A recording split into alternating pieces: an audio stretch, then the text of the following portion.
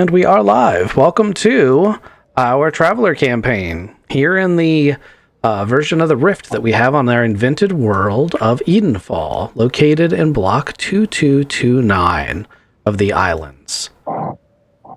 We are on a small town, or in a small town of Drift, and our adventurers, a group of 18-year-olds of various species, or their equivalent in age, who have banded together to go out into the world and make names for themselves. They have decided to pursue bounty hunting and have been tasked with chasing a truly heinous, I'm going to say deposed dictator, terrorist. He's a bad guy. He's a real bad guy. And in pursuit of that, they've been pursuing different leads, which has led them here. While here, they have decided for various different reasons to help the town out and to do a couple of odd jobs for them, and that has led them to the pursuit of the heating coils being held by some raiders that are outside of town. Thodubs, why don't you tell me about the adventures and shenanigans of the last episode? Oh boy. Okay. So what we did is we went around and we had talked to, oh my gosh, like the whole town. I think we went and we visited with each one of the people. We got a chance to listen to their stories. We also went over and we talked to Carl. We actually helped load some fish. Part of us actually did, where we were trying to procure some transportation. We ended up procuring a vehicle from him, this thing that's referred to as an Opel Blitz, which is kind of seemed to me a piece of junk, but hey, it worked. And in the meantime, we ended up just separating. So we had Ronan's character actually went up and spoke to Janet, Snowcat Mall, and was actually discussing some different jobs that were tied to her. This was all information that we received that received from Fred Hudson. Now, we went through the conversation that was had between Ronan's character and Snowcat. He actually was able to procure transportation and all the things that we needed. However, he was required to sign a contract. I have it down as a contract. I think it was called something else, but it was a contract where we actually were going to go and kill everybody in this town area, but we were also we were going to get all the vehicles and stuff. But with this contract we had with Snowcat was that for basically our lives, we were not able to actually execute a warrant on her arrest or her being able to go and take care of her or anything if there was a bounty on her head. So during that time period, the whole party met back up in the town center. We had a discussion and discussed all of the different things that we had. We had various conversations about what our plan was moving forward. We decided to have a very elaborate shopping excursion at the general store, which ended up with everyone purchasing various different items that were going to help them in the ability to do the mission moving forward, which actually mostly included cold weather gear, weapons, etc. So Kizik's character actually got a hold of a biohazard gear of some kind that actually was not fitted to him. So we had to go and work on trying to get that actually fitted to his character.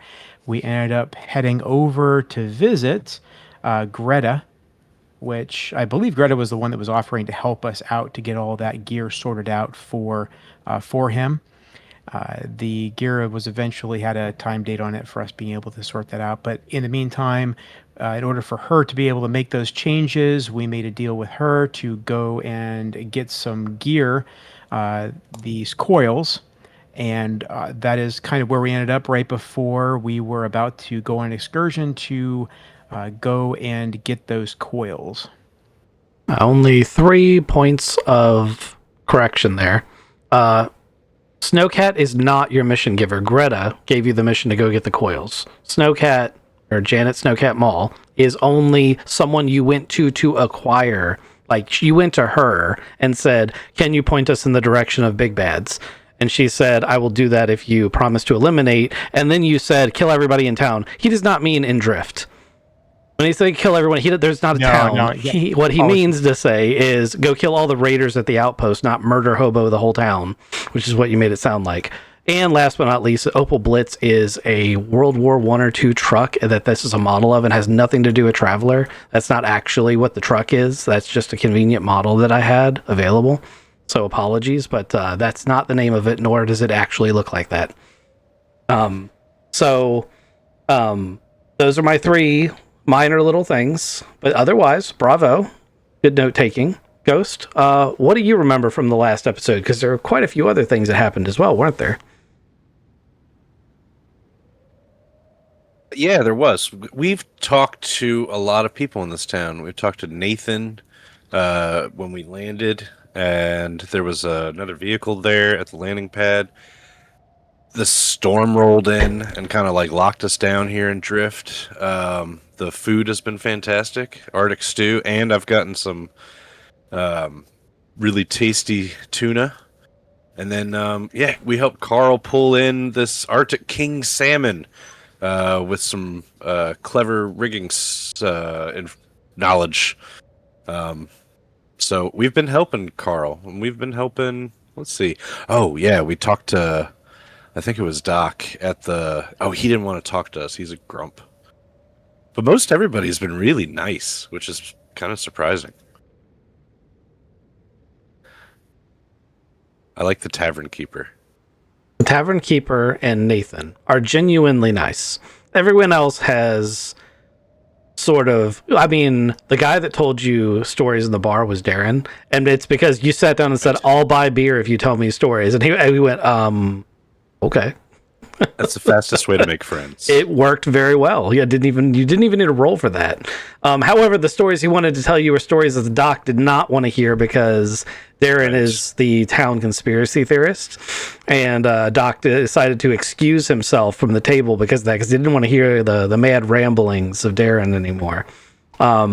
Fred Hudson he's technically a bounty hunter like you guys, but he's actually assigned as a local sheriff under contract to this small town. And the company he works for basically assigns mercenaries or bounty hunters as security for frontier towns because there isn't an official government out here. So this is a company that gets paid almost a tax from the town to put a lawman in there. And I believe Fred Hudson's commentary to you guys was, I'm here to protect the townspeople from outside forces. So as long as you guys don't hurt anybody, you're free to do whatever you want in pursuit of your bounty. But he also said, probably not going to help you until you said, I'm going to go after these raiders. And he said, if you find any of those raiders that are on my list here, there are bounties for some of them. So he gave you a list of raiders that you could turn in that are alive or bounties that is already part of this mission that you're going on. 2 birds. Yeah, 2 birds. Kizik, how's our sound? Everything sounds really good. Excellent. For the audience, we do know that Ronan's sound is not going to be fantastic at the beginning of the episode. He is on a speakerphone for the first part. So we will be trying very hard to describe everything and keep him involved with all of it. Ronan, did we forget anything that was vitally important?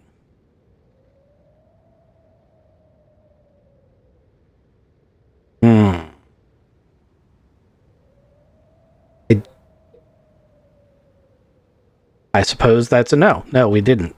Okay, so moving right along. So you guys find... I'll be currently shifting to my computer. Oh, wow, that was fast. Nice. Okay, so we might not have to worry about bad sound. I may have to adjust his volume a little bit, but other than that, that's good. Give me about 10 minutes, and it shouldn't even take that long, but just pulled in. Excellent. We'll be there shortly. Alrighty. So, we are in the town of Drift. You guys had to spend an extra night because the writ that Janet has asked you for basically is a writ saying that you as an organization will not pursue her even if there's a bounty. That is what she wants as part of her payment for taking you out to a bandit base that is guaranteed to have the heating coils that you have promised to bring Greta Varn for the town. You optionally can give one of those coils to Carl, who's mentioned that he needs just one for the cannery. So the next morning comes up. The storm is still in full view. You can probably hear the sound effects if you have your tabletop simulator sound on. There should be a whistling noise, as well as a little bit of rain sound, and I have some particle effects going on if you're really paying close attention. This is what you would see out of your tiny little windows of your rooms as you get up. Over the local data net, you guys would receive a sort of IM message from Janet saying that she's got a vehicle ready and that you can meet her at the motor pool that's by the landing pad when you're ready to depart. All right. It's pretty nice to wake up with all of the saliva in your body the way that you expected it to.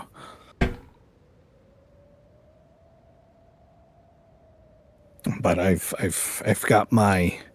I'm gonna get out of my oversized PJs and I'm gonna get into my flak jacket.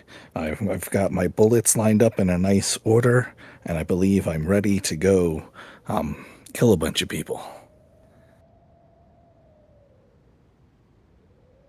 Are you ready, Tubbs?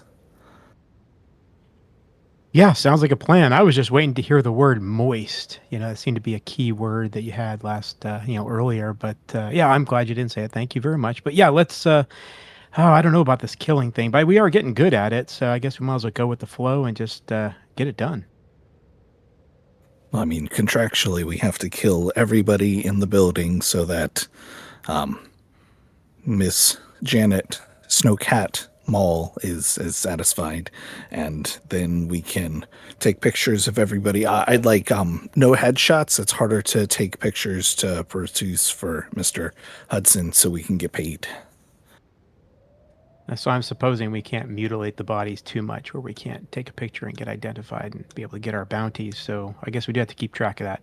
I know a bunch of us have swords and all kinds of cool cutty things. So Yeah, What I about would- these heating coils? You guys know how to get those out?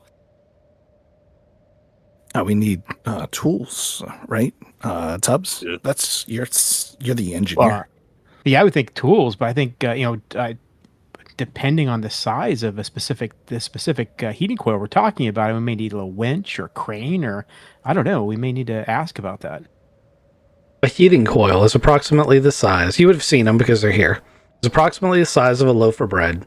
It has an electrical conduit at each end that is very high voltage and needs to be depowered before being disconnected, and then has 8 bolts that holds it into the array.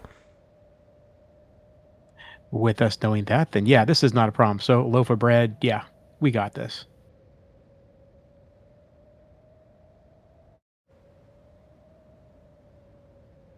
Also, mutilate the bodies implies you're going to hurt them after they're already dead. Please don't do that. I think I object to that. Like, more. You got a ratchet set or whatever, the right size? Well, Carl had a toolbox that he said he was going to lend us. It was in the truck that we're no longer using. So that's a good point. I might need to either ask him for that tool set or go and see if we can buy our own tools. Either of those paths are something you can easily do.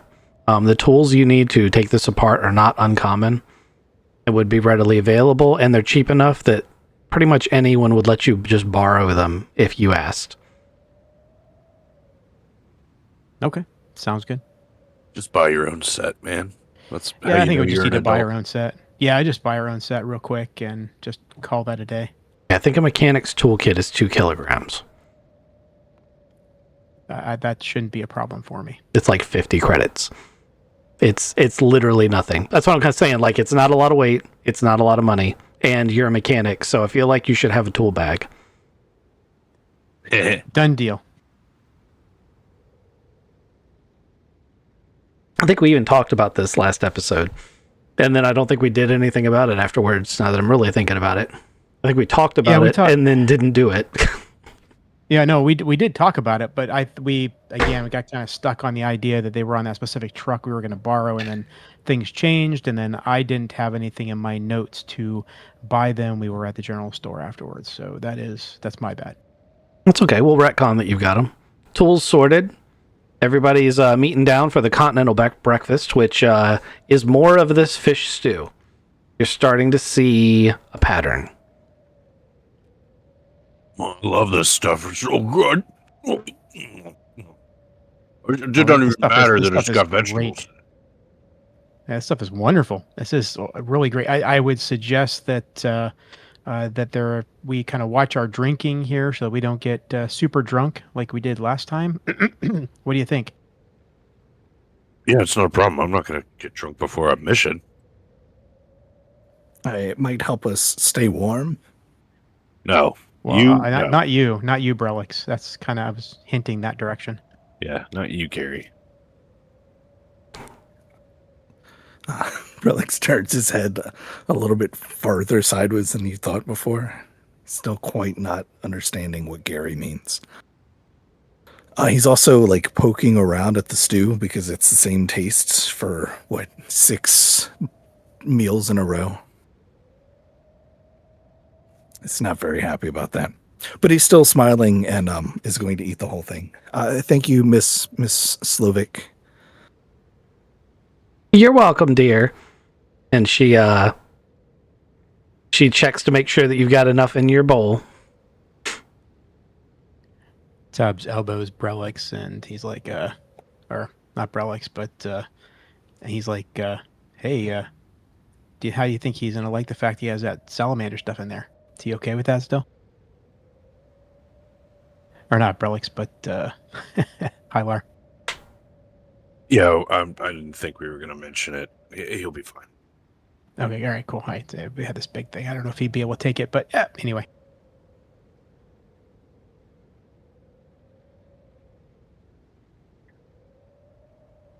All right.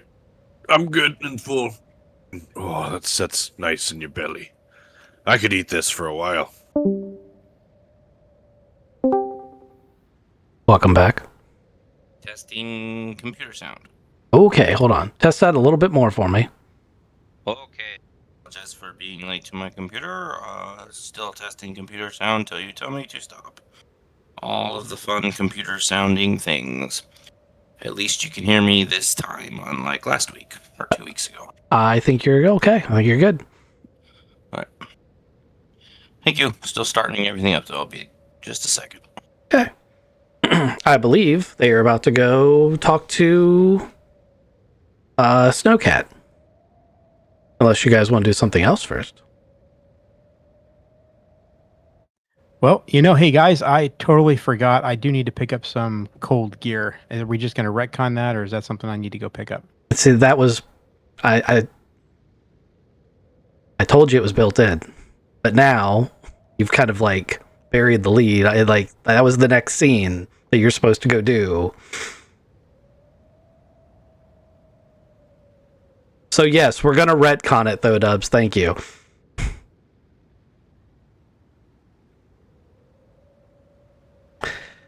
All right, are you guys gonna walk over? Are we gonna have a little scene here? Yeah, let's go talk to Ms. Janet Snowcat Mall. Okay. Who's going to be taking the initiative to initiate this conversation? Marcus was the last one that talked to her. I don't know that the rest of you have even met her yet. That doesn't stop Relics from just shouting a name out into the snow. So Relics is going to happily walk out into the snow looking for somebody he hasn't ever met. Okay. I mean, you guys know where to meet her. She sent you a message. Yeah. As soon as we're within... Oh, no, it's storming out, so we got to get a lot closer. So Relics is let me excited to meet a new person. reiterate. She sent you a message telling you to meet her at the motor pool that's by the landing pads. It is a big structural thing that you would be able to see, and it's not difficult to find. So as you roll up on here, you'll notice that there's several. So basically, what they've done to create this is they've, out of a stone gully, they have cut recesses out of the walls, out of the stone walls, and put like Quonset huts in it, and then sealed doors in the stones to make individual bays that run along the side. And there's about a dozen of them on each side of this thing. One of them is rolled open. There's a couple of people standing in the door, and one of the people that's standing in the door is Snowcat. She appears to be just smoking a cigarette and waiting for you guys. As you roll up, you'll see that there's a pretty new looking Arctic vehicle, probably the newest one you've seen so far in this town. It's pulled to the front of this small, like almost hangar that is housing this vehicle. Brelix would have recognized her from. Oh no, Marcus is going for it. Unless you want it. No, go for it. Yeah. Hey, good morning, ma'am. I don't know that you've met the entire team of us here. Alex and Tubbs and Halyar. I have informed them deal we made, and here is the writ you requested from us with all of our signatures on it, that we are not going to ever come after claim a bounty on you. She takes it and she's like, I appreciate that. She takes the data wafer, slaps it in her tablet, goes through, checks all the DNA authenticated signatures, nods her head, hits a few copy and transmit buttons, and then hands you your data wafer back. She then looks at the group and she's like, so this is your bounty hunting group, huh? It's quite an eclectic group of individuals. She looks between Bralix in his current, just regular clothing gear, and then Tubbs, who's also in pretty much just a leather jacket, and he's wearing the equivalent of a golf bag, but it's got shovels, picks, and a sledgehammer because he's got that excavation kit like on his back. So he's carrying around a bunch of digging tools. And then she looks at Hylar, and Hylar's probably the most intimidating looking member of the group, with his long coat and a katana sticking out of it. Not to mention the fact that I'm assuming you're carrying at least one of these rifles. Hylar? Sorry, I am carrying one of them, not both. Which one? I'm going to be taking the assault. The flechette? The sniper rifle? Sorry, the machine gun. That's what I'm carrying. Okay. This is... Okay. Your voice channel seems to have changed. Did you switch to your phone? I'm switching back right now. Okay. Okay. So she looks you guys over and she looks back to Tubbs and Bralix and she's like, it's the middle of a blizzard. You're probably going to want some extra thermal protection. I've got some heat suits. If you guys would like to have some heat suits to wear under your armor. Yes, please. Oh, yeah. Yeah, that's very nice of you. Thank you. So a heat suit provides protection against the cold up to negative 60 degrees Celsius for 12 hours. So it's battery powered is its main limitation. But I'm ruling that it can be worn underneath of your gear. She happens to have a child-sized one for Brelix. Yes, that's exactly what she has. She has a child-sized one for Brelix, and she cuts a hole for his tail, and then takes like a stocking and puts it over his tail. she's very helpful. Though Dubs, your character would recognize this immediately. She's not full genetically a cryomorph, but she's at least 50%, maybe more genetically a cryomorph. And she's bundled up to go out into this storm.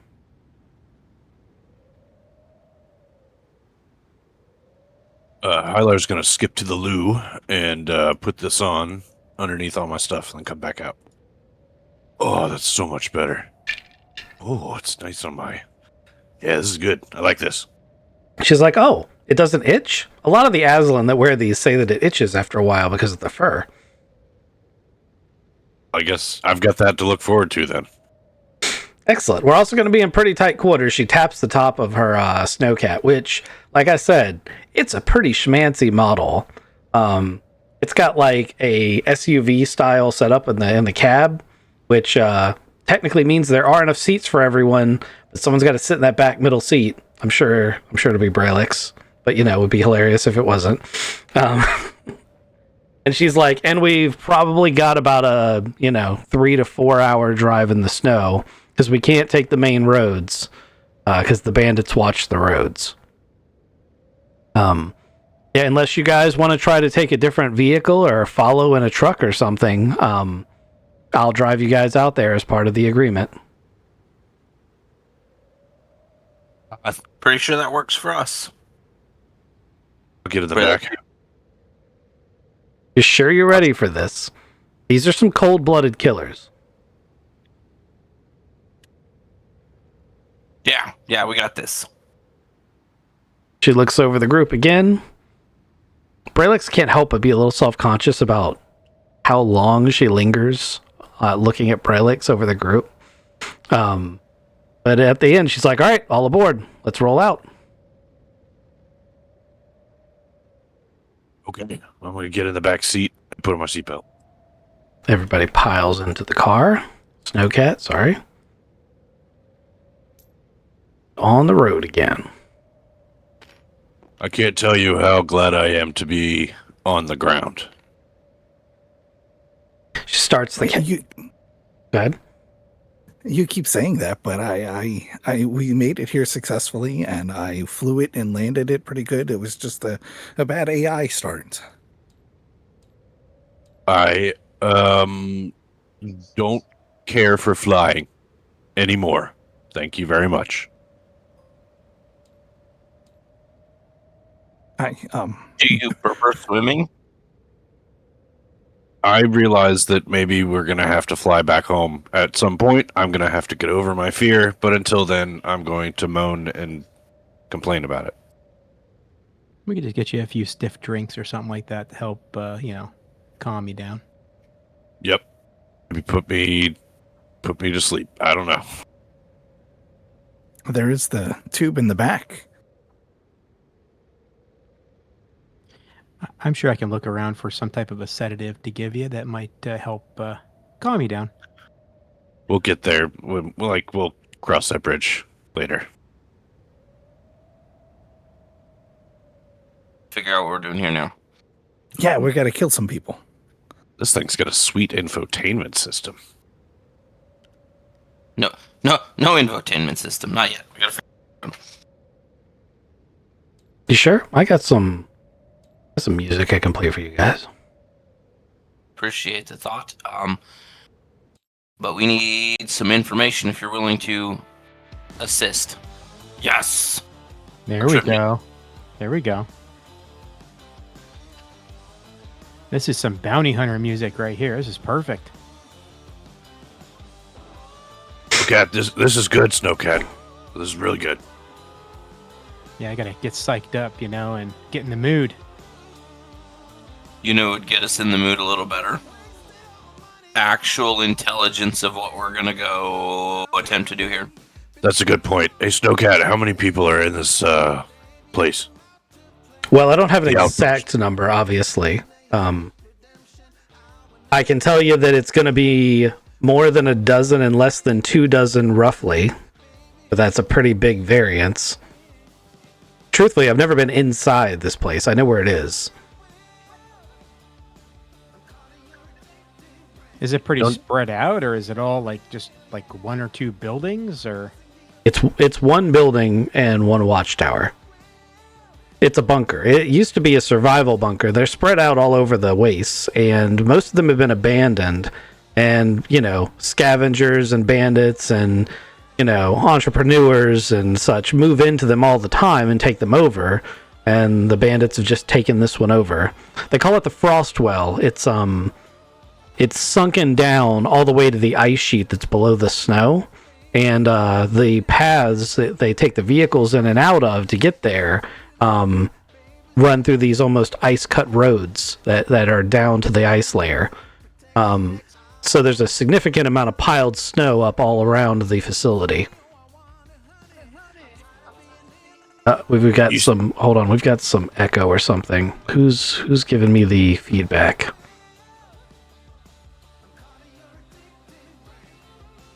Oh, okay, it went away. Used to deliver supplies and stuff to these guys? No. I haven't told you what I had to do with them, nor do I really intend to. I want them all dead.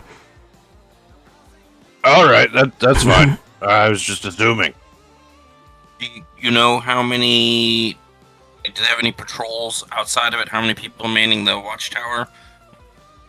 There are some people manning the watchtower. The only reason I know the watchtower is there is because I got close enough to be seen, and then I was discouraged from coming any closer. That discouragement came in the form of weapon fire, if you can't put that 2 and 2 together. Roger. Okay. So to make sure I understand this correct, it's one structure that goes deep under the snow down to the ice layers. One watchtower, between 12 and 24 personnel, currently in the middle of a blizzard. Indeed. And because it's in the middle of the blizzard, I doubt they're going to be having anyone out on patrol or anything that's left the base. They're going to be pretty hunkered down. As most sane people are, she says she's trying to get the snowcat through the blizzard. I know it'd be pretty difficult, but Hylar would like to try to remember the path in case something terrible happens and we have to walk back. Can I try to chart it maybe in my head and give me a intellect and survival check.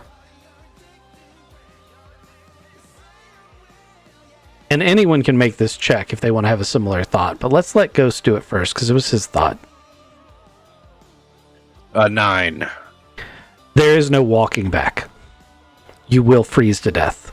100%. Okay. There's no hope. There's no chance. There's also no landmarks. She's not using the roads. She's driving over the actual snow dunes. Okay.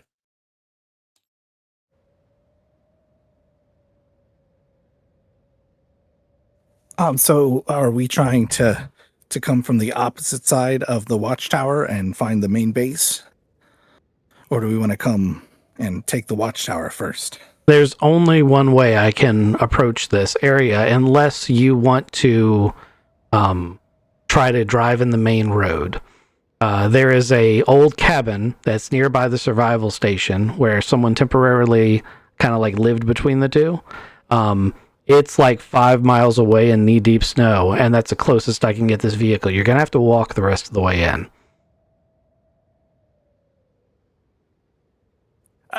Yep, that sounds really good. That makes sense. Hylar sighs. I don't like the sound of this, and I'm going to close my eyes and try to take a cat nap. With the rock music going on. Yeah, conserve energy. Okay. Does that mean we are done with our tactical planning phase? Have we talked about visibility? What the current visibility is? I know it's a snowstorm, but if someone's more than 5 or 6 feet away when the gales are up, it's going to be difficult. However, as a storm, the wind comes and the wind goes, and it breaks and it changes. So visibility is variable, is what I would say. However, there is the opportunity, if what you're asking is can we use it as a tactical advantage, yes, You may be able to use it as tactical advantage. It may also be one of those things where you're using it as tactical advantage and then the wind just dies.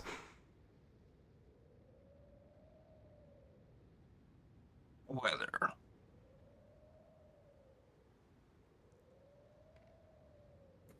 So right. we're gonna go to the tower. Not the tower, the little cabin. We've got to walk 5 miles in the snow.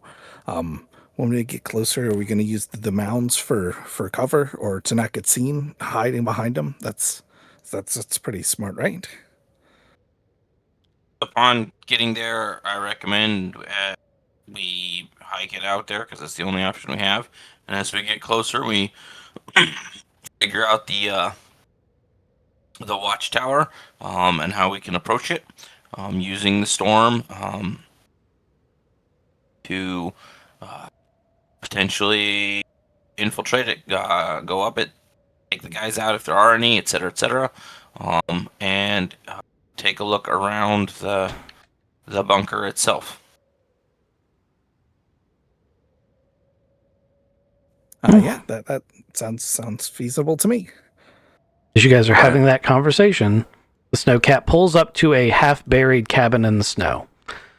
Just barely over the horizon, you can see the tops of a blinking red light on a tower of some kind, and one of those thermal tarps, like was over the landing pad, but larger.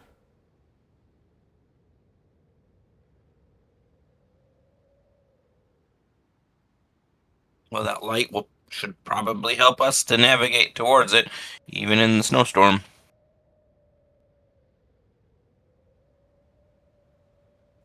Hyler, wake up. We're here, man. Oh, thanks. Okay. Snowcat's gonna say, I can go with you guys if you want me to, but if you think I'll be a hindrance, I can also wait here. Your assistance would be greatly appreciated. Very well. She pulls out and checks the magazine, safety, and charge on a very advanced Gauss pistol.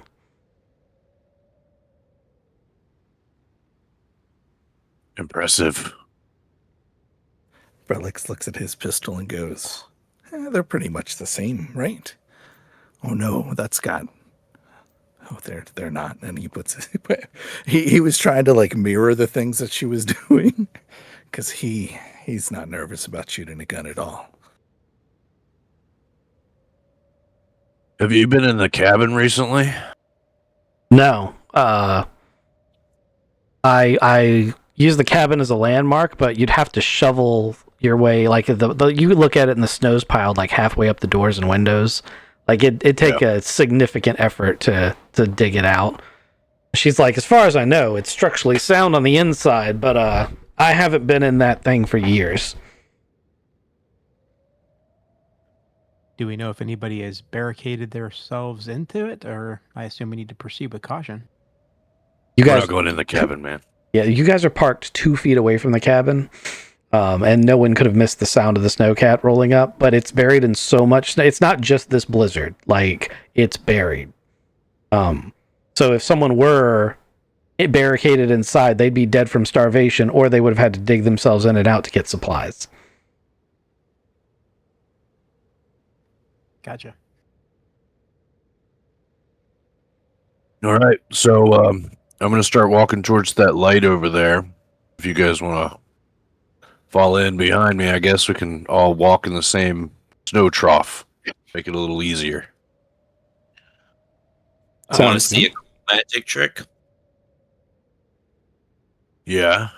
Okay, I'm gonna flip down my IR goggles, and my little IR flashlight, and I'm gonna go walk in front of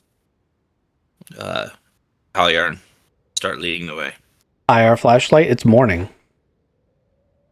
It does thermal too. The flashlight doesn't do anything. I was about to say, the flashlight's the flashlight doesn't do anything. Yeah, the flashlight does a bit of it. Yeah. But the thermal, yeah, I mean, so in front of you, there's an endless sea of blue, and off on the horizon is a little speck of orange-red. Yep. Towards the orange-red we go. Okay. So we're going to follow Marcus. Snowcat's like, yep, okay, that's fine. We'll do this. I'll be in the back.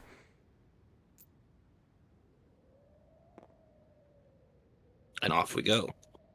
And off we go. So the first part of this is really just a tromping through the snow kind of survival and endurance thing. The person in the lead is really bearing the brunt of it. So Marcus is going to need to give me a athletics endurance check for plowing through this snow. See how long it is before he needs to take a break. Okie dokie. Boxcars. Oh shit. I'm Straight boxcars. gonna take that as you could get the whole way there if you wanted to, but you'd be tired when you got there, or you can swap off at any point you want to, but you wearing out isn't going to actually be the reason you switch if you want to switch. No, no intention on switching, but no intention on going, like all the way up to it. Want to like get close enough that we can see the tower and recon the tower, basically. Okay. It's 5 miles away. I'm going to say that at 2 miles, you can easily observe the tower. Yoo-hoo. I'm really regretting not bringing my sniper rifle. I am Although really thankful for these warm pajamas. This is awesome. Snowcat just hooked us up, man. It kept us alive. This is great. I think your rifle would be awesome, but then a hindrance once we go inside a bunker. That's true, but I mean, do you have binoculars or anything? Nope. Surely someone has a set of binoculars. I feel like I do. I feel like you guys have had this conversation already. I feel like we did.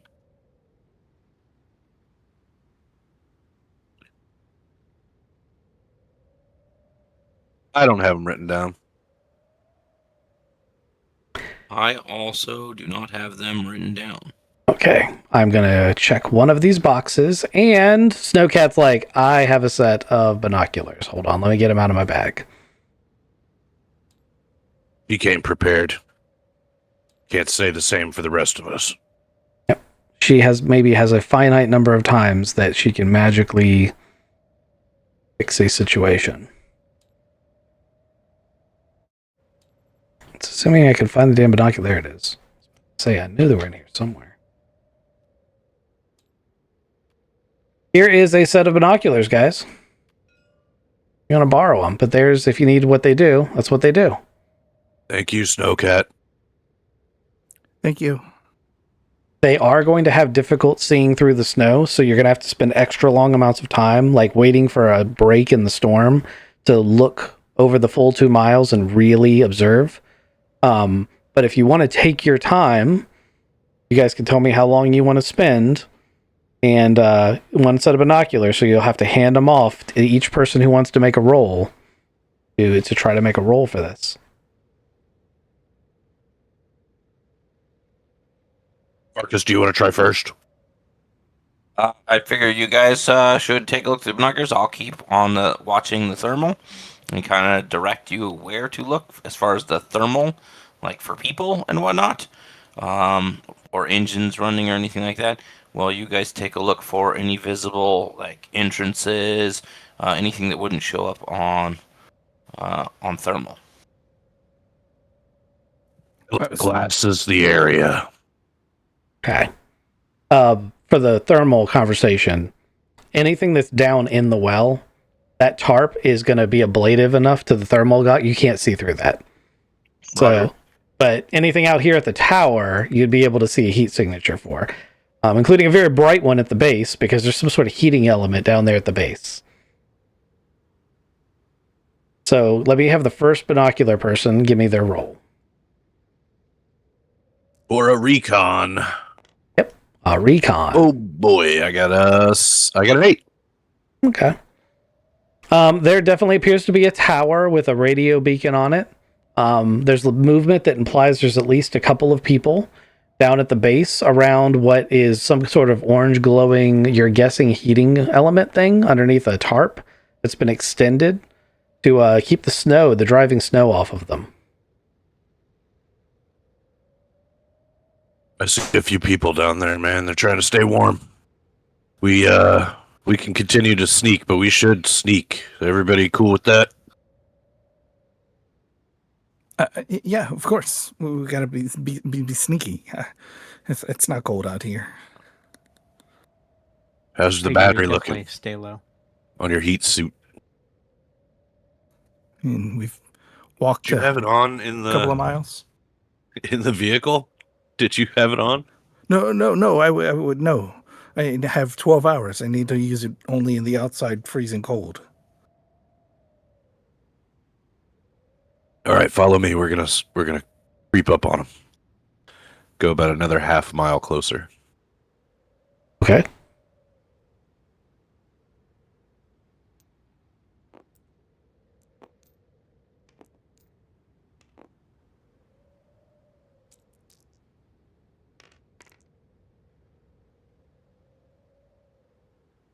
There's a lot of dice rolling. Who's rolling dice? That's me. Oh no. Is a 6 a -1 or is that a 0? 6 is a 0.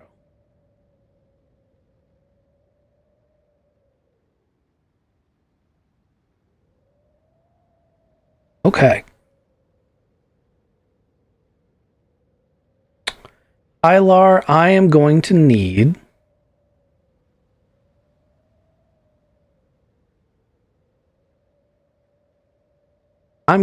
another recon check from you.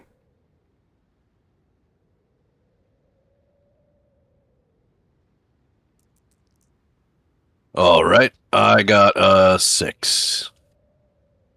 Okay.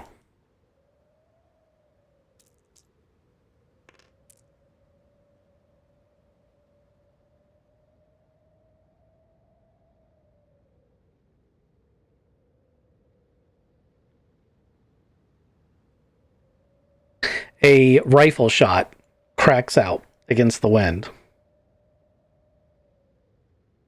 1, 2, 3, 5.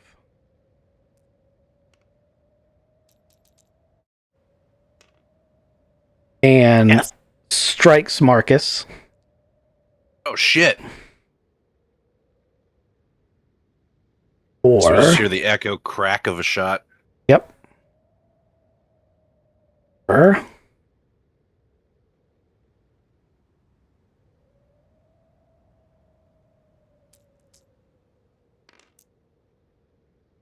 6 damage. Yay! So armor protection of 5. Did you take that into account already? No, I did. Okay. Well, that ought to be super fun. I have taken 1 damage. What does everyone do at this rifle crack and then this shot that just zings off of Marcus's armor, only lightly injuring him? I can't tell where it came from, so I'm gonna try to break line of sight to where I think it's coming from and duck down behind a snow dune. Second Okay. I hear it, I totally just drop flat on the ground. Okay, that would put you completely beneath the snow as it's knee deep. Relics is gonna trip over Thubs and then be underneath of the snow as well. Okay, Snowcat seems to have adopted the same philosophy, laying prone in the snow. Yep, I'm gonna dive the opposite direction of Halyar and dive into the snow. Okay. Brother, you're on my head. What do you get off? They're shooting. Oh, sorry. They're shooting. He's pulling his pistol out. Marcus, do you see anything on IR? I'm gonna try to peek my head up with these binoculars and find out where the shooter is. You guys are at 1.5 miles, so the IR is still going to be pretty fuzzy, but I will allow recon checks from both the person with binoculars and the thermal check. The thermal check is going to be a 10 difficulty to adhere to get this piece of information. Roger. I got a 10 on my recon. Okay. See what Marcus gets. Not a 10. 7. Okay, well, Hylar did good enough that Hylar is looking at this tower and saying, well, if I were a sniper, where would I be? And very quickly finds that reflective glass in video games you get from the sniper rifle scope. That glint. Immediately gets the glint from this corner of the access way up at the top and finds a mercenary laying down with an old-fashioned bolt-action rifle. It's a mile and a half away, and you can't tell for certain, but it doesn't look like it's got any kind of hefty like electronic scope or anything. It's old school glass. Damn, what a shot. Yeah. In the wind. Yeah. Well, one of the things I rolled was to see if the wind died while you guys were approaching, which is why you can see him as well.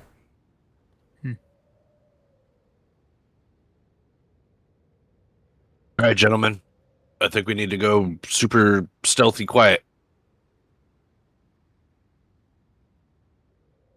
I'm going to try to sneak up on the tower and get closer so I can make a shot eventually. Okay.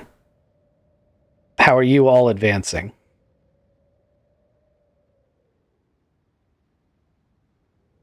Alex is going to elbow crawl the rest of the way. This is going to be a long mile and a half. That Or is. he's going to wait for the wind to come through and then run towards it. Ooh, that's very clever. I like that. Yeah, we have to wait for the wind to come through and then make a break for it, because if we're plowing through the snow, like the closer we get, he'll eventually be able to pick up the divots in the snow as we make a path through the snow. That's true. Especially if the wind's at our back, then that'll kind of disrupt his vision, probably.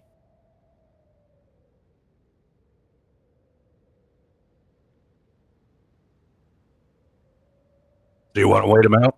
Wait until the wind picks up? So we got a couple things. So yes, I want to wait till the wind picks up, but realize that he's seen us. He knows we're here, which means it's a safe bet that everybody knows we're here. That's true.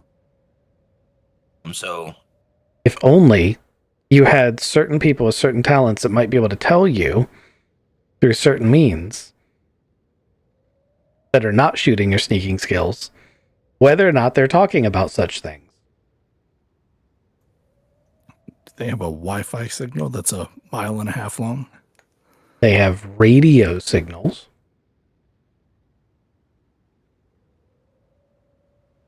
My mobile comm can tap into the radio signals. I'm going to say yes just this once. Usually the answer is no. But surely Brelix would have been smart enough to bring an actual radio. Yeah. Real radio. Laying on my back. It's really cold. And I'm scanning through the different radio frequencies to hear what they're listening to try to find one that's somebody's broadcasting on. Give me a comms check. That's an 11 plus 1, 12. Excellent. With a 12, you find it relatively quickly, and of course, these are bandits. It's not encrypted. You catch the tail end of an argument between the sniper up on top and the scouts that are down at the bottom. They're yelling at him for shooting into the storm, and he's like, I totally saw something. And they're like, yeah, it's probably another one of those Wampa-looking things. It's, there's nobody out in the storm.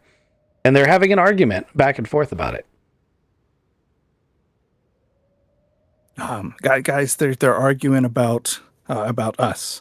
I've got the radio frequency. I could probably route this output into my cell phone and then send it to you guys if you want to listen in. But they think it's just an animal out here. Yeah, cue me up. I want to hear that. Yeah, for real. So I got like an aux cord into my cell phone, and then I open a call with all of us. Let's go ahead and make that a computers check. Since that level of complexity was not necessary. That's a 9, 10. Okay. With a minimal amount of screeching, you are able to patch into the call into your phone. And you're going to even remember, since you rolled a 10 and not a 9, at the last second, to not make it so that they can hear you. Yeah, I mute the inputs.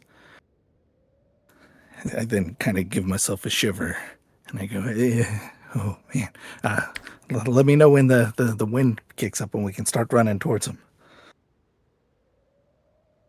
So you guys are going to listen through, and the argument continues for a little bit, and basically the guys in the bottom are like, I don't see anything, and the guy in the tower is like, well, I don't see anything right now either, but there was something moving, and they go back and forth for a few minutes. Wind picks up again. You guys can decide whether or not to move. The guy at the top still seems pretty convinced there's something out there. I'm going to go ahead and move when the wind picks up. Okay. Are you going to try to sprint, or what's your plan here? No, I'm going to crouch walk slowly with my, knees down by, in the snow, basically. Just kind of like... Okay. It's going to be very slow going. Sure is. Is everyone following his lead, or are we leaving a group behind? I'm following his same kind of thing, spreading out though, so we're not all right by each other. I agree. I definitely want to space out. I want to be at a distance. One thing to be aware of as we space out that makes it easier to find us. Just something to be aware of. It keeps us safer, but makes us easier to see. Okay. How close do you want to get, Hylar?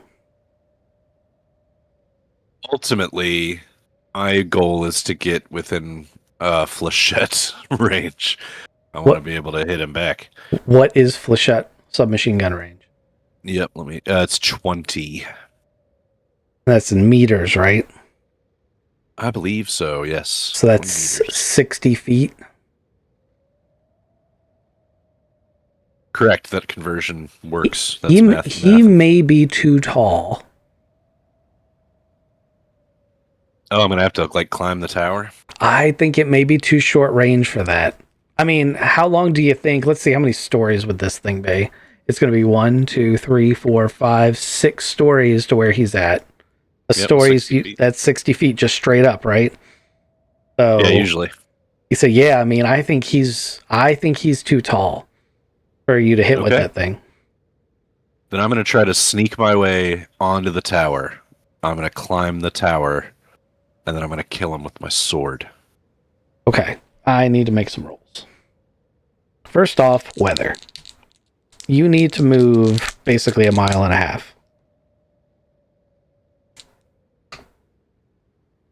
He killed me, Mal. He killed me with a sword. He hasn't killed you yet. So you get right up to the edge of this ravine-style area. This is the ice road that Janet was talking about. And it's about a 4-foot drop down to the ice. But as you're getting up to the edge of this, the wind dies again. Now, anyone who wants to have followed can be up to about that close, just by following Hylar's tracks or following or making their own way if they're strong enough.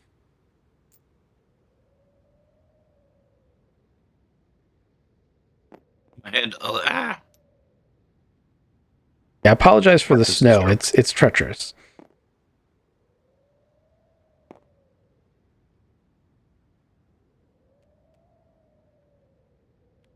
All right, so you guys have picked 3 points along the side. The snow's died down a little bit. You've now gotten close enough that you can hear music coming from the bunker, which you can now kind of see the outside of.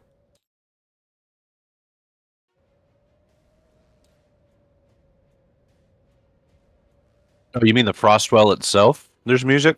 Yep. So there's music coming from the bunker. Okay. The bunker is a circular shape, So now you can see underneath the big tarp. It's a circular shape, kind of like a cylinder with a rounded top. I didn't put roof and walls on it for this map because it made it too hard to deal with. The black or the gray boxes you're seeing is just my fog of war, so you can't see inside the building. There's a single large door at the front that seems to be the way in and out.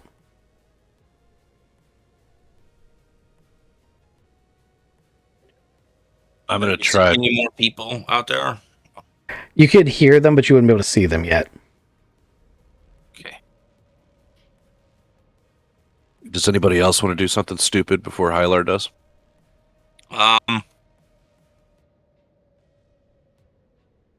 So I'm purposely back here on the outside. I think the next time that the weather dies down, I'm gonna jump across jump down on the ice and get across onto this part and approach the tower and the tent area from this direction. It dies down. Do you mean picks up? Right, yes, picks up. Thank you. So Dubs, what's your plan? Well, when it actually does die down, I'm staying in place. I'm actually gonna hide in the snow. So if it's 4 feet tall, I'm gonna bury myself. When it does pick back up, like the storm conditions going, if I get the wind at my back, I do want to get across this side over here again, and then again lay flat and to kind of assess my area. Okay. The loose snow that you can bury yourself under is only about knee deep. There's hardened snowpack. The 4-foot drop is onto the ice. No, I understand. Okay. Frelix? Frelix is followed Hylar. He's ready there. Frelix knows that he's not going to sneak over there. He's kind of waiting to see if anybody comes to find Hylar, and he's watching the ice road up. Okay. Snowcat has taken up position. She's moved a little bit further ahead of you, and she's gotten right up to the edge. She is not concentrating on the guy on top. She's looking at these guys on the bottom. She has her pistol drawn and is basically laying prone, laid down in the snow. The wind eventually picks back up, and there's a burst of howling blizzard. Who wants to try to cross first? Oh. It'll be fun. Yeah. Go, Marcus. Stealth roll, go! 9, 10, 11. You make it across. Who's next? Is Hylar that goes next. Oh.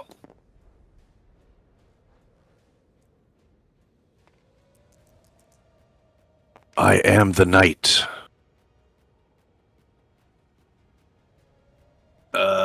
Hold up. I got an 8. Do you have a negative to something? I have -3 to stealth because I don't have anything in stealth. Oh. Yeah. You are not, in fact, the knight, but you did make it. Yeah, I am not the knight. You think I you're really the should have practiced stealth with my dad more when I was a kid. Well, maybe it's a practicing thing because you made whooshing noises as you were going across, and Marcus is like, what is he doing? My trench coat is blowing out from behind me. Whee! Tubbs? Yeah, I'll go. I'm not exactly interested in if we've got the snow cover and the wind at our back. I'm not exactly interested about being stealthy other than just quick and getting over there as fast as possible. Okay, to be clear, you keep saying at your back. The direction is way too... It's not like it's blowing in their faces or anything. It doesn't move with you. But there's a really heavy storm going on right now, so you do have the cover, which provides a bonus that I'm taking into account. You do need to roll a stealth roll. Unless you intend to intentionally blow stealth. Nope. We'll go ahead and do it then if that's what we got to do. All right. You don't have to move. That's true. You don't have to move. Got a 7. Okay. So you are not as stealthy. I'm going to say you make it into the ravine. You do not make it up the other side. It's like as you try to climb up, it's like breaking loose and it's making a lot of noise. Hylar, you went all the way to the other side, so you made it. You hear one of the closer guards go, "What the hell is that noise? Is there an animal or something out there?" And he walks all the way out to this edge. He's going to do that because he's a shit stain. Anyway, so he walks all the way out to that edge. I should probably shrink these tokens down for you guys a little bit.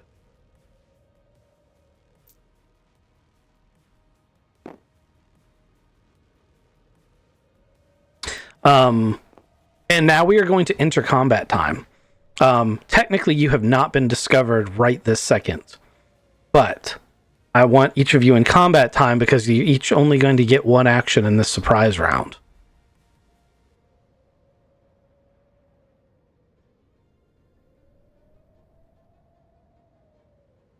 We roll an initiative.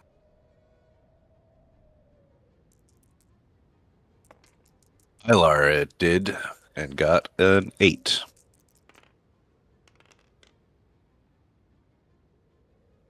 $13. I get a 10. I'm only giving the bad guy an initiative, like the one guy in initiative, for the sake of having it, but he's not going to get to go during the surprise round. But he got an 11.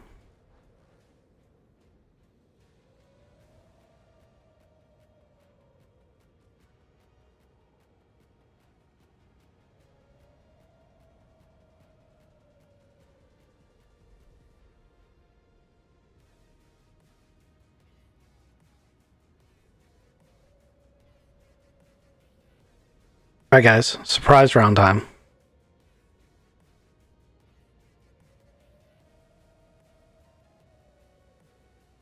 Ooh, I need to make one more roll. Oh. So, Dubs, something happens to you that none of the rest of the party are aware of. And because of the situation, you're probably not going to be able to tell them easily. As you're scrambling, you step down and feel a click. You look down, and there's a semicircle metal disc sticking out from underneath your foot that you now have weight on.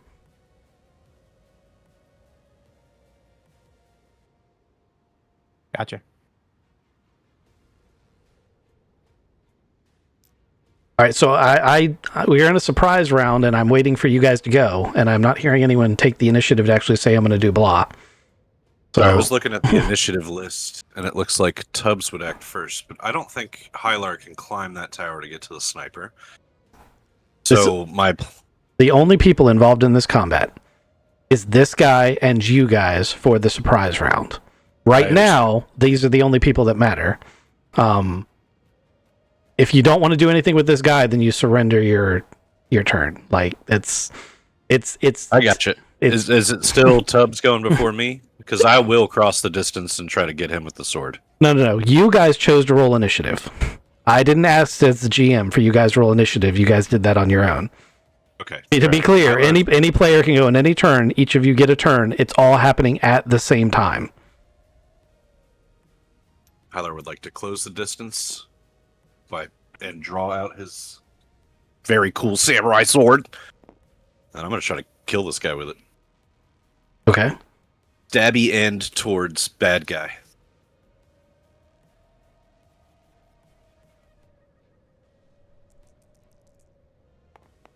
My melee is not great. Melee blade. I got an 8 total. Okay. Roll your weapon damage. Yeah. I believe you get to add your dex or strength modifier to it. I think that's how the melee checks work. I should know that, but we don't do melee a lot.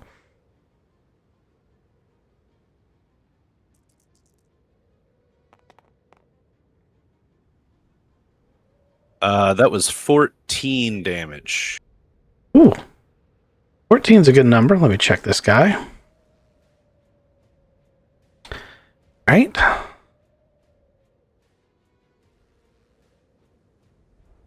14 is enough to take his strength stat, or sorry, his endurance stat, which is the first one, straight to 0 in one hit, which means that you can, since it's a sword, I imagine you want to, you can actually take him down in one hit.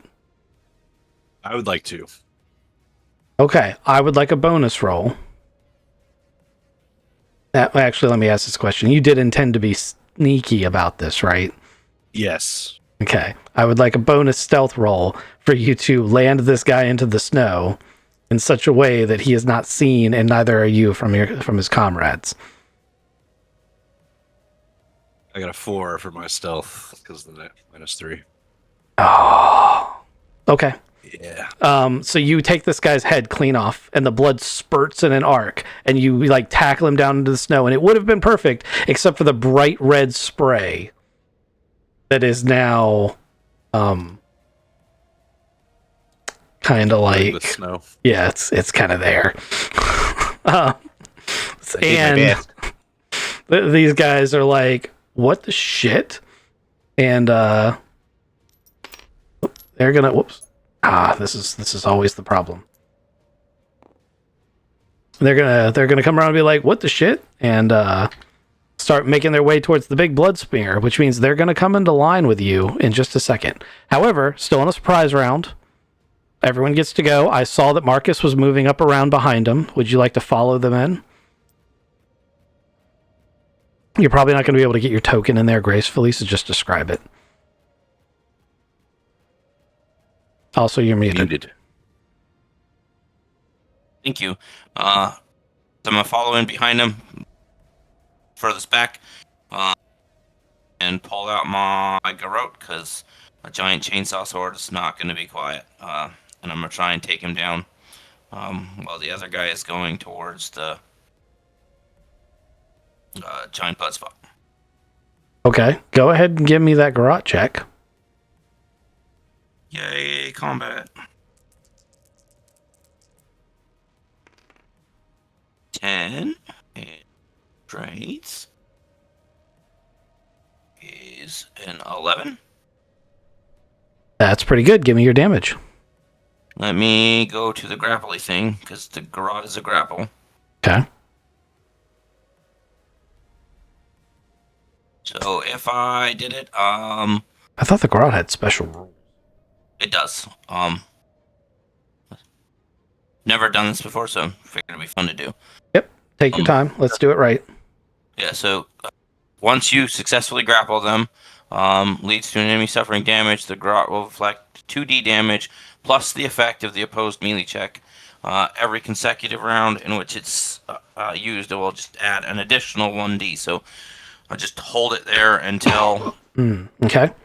But you get 2d right off the bat plus your effect? Yes. Go ahead and roll that. I'm going to assume he's held, and since he's garroted, he can't yell.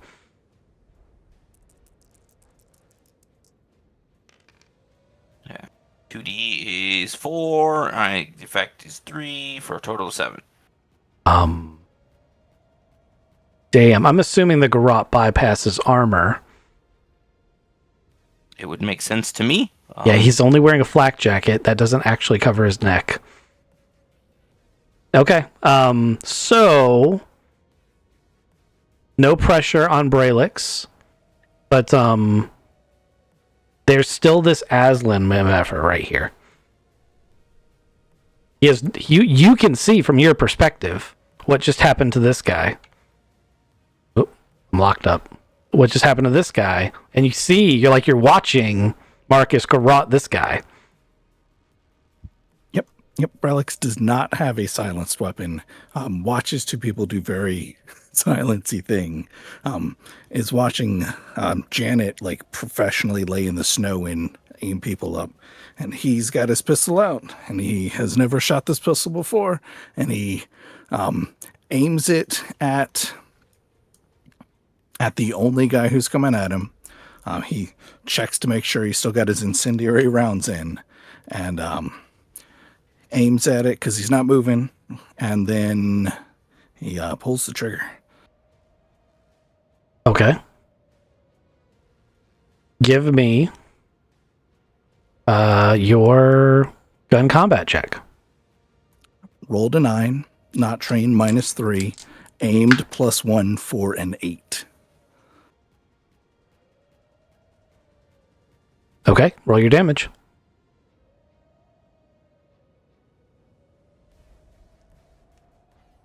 -3.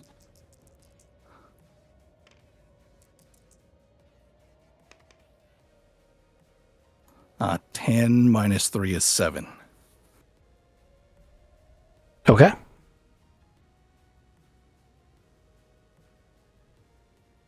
So Dubs, before I have Janet go, let's have all the human players go. You are in a bit of a sticky wicket.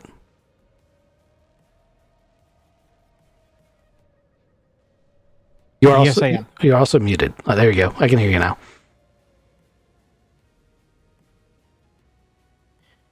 So, with me being in the sticky wicket, I have no intentions of actually moving my character or moving my foot. I plan on standing very still. While I'm standing as still as possible, I do want to reach for my comms and try to contact the group.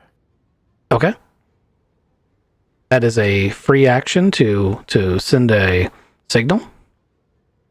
And to speak, you can speak for 5 seconds without any penalty. I assume is this a broadcast or a specific call that's going to a specific person, or? As I understand it, you guys have set up a Discord call. That's how you communicate through your phones because it was free. Free's good. Okay, so I'm actually going to send out that 5-second call is going to be to the group, and I'm going to say, "Hey guys, I am standing on some type of a booby trap. I am stuck. I'm going to die. Please help." Oh, that's not good. You hear Janet go, "He's probably fine," as she pulls the trigger.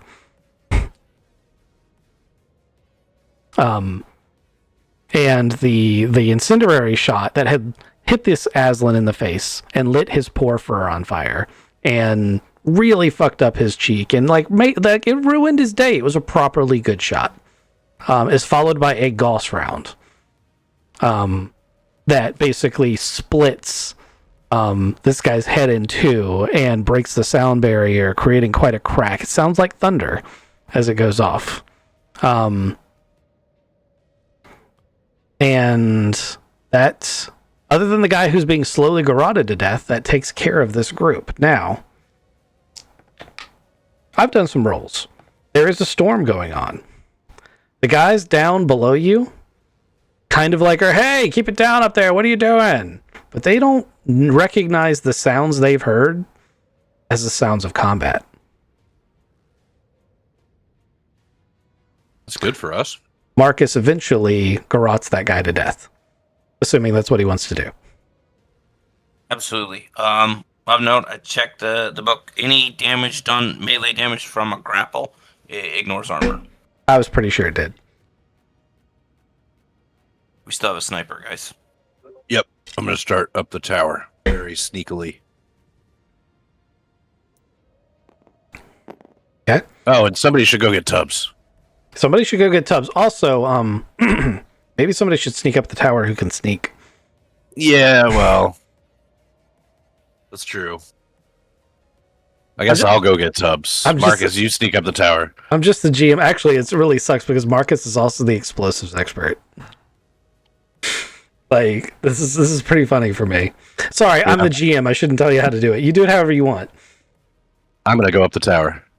Marcus, fix Tubbs.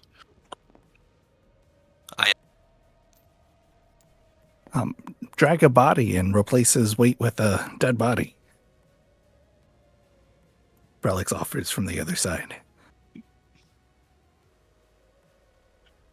Now this one, it's light because it's missing a lot of blood.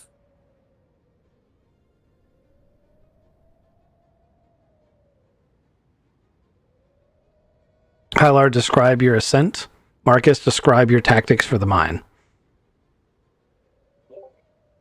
Hylar starts with soft steps at the base of the stairs, but when he realizes that Creak! It's not going very well, I'm just going to maybe charge up the staircase as fast as I can. My plan now is to bum rush this guy and kick him off the side of the tower. Okay, I was going to Climb up. ask about sword or rifle, but it sounds like sword and bum rush. Yeah. Okay. Give me a dexterity athletics check. And Marcus, you've gotten to Tubbs. You can see where he's trying to scramble up the side, and he's, during that process, accidentally stepped on this, actually not that well concealed, anti-personnel landmine. Let me get your card real quick. You're familiar with this type of munition. It is the anti-personnel mine small.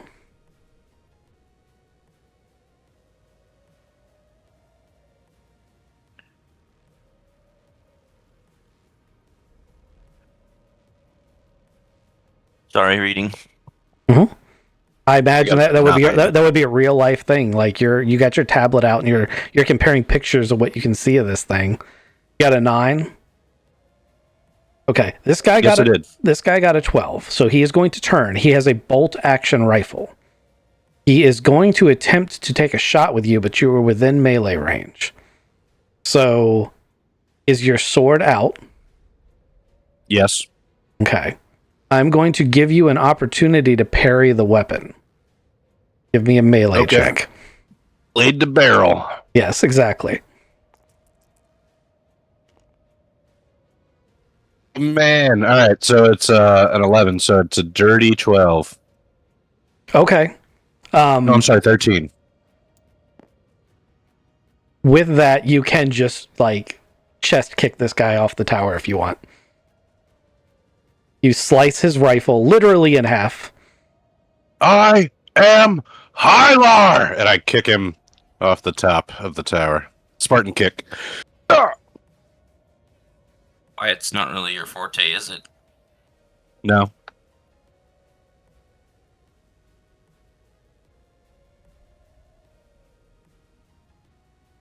Fuck! Splat. Splat. Oh, he lands on another mine? No, he just lands. So he lands on the soft snow, and for a split second, you think he's going to be okay. But he dives headfirst down, and his head hits the ice, and you can tell from the angle of his neck he's not getting back up. Nice. I do the sand raider, like 2 fist pumps up in the air.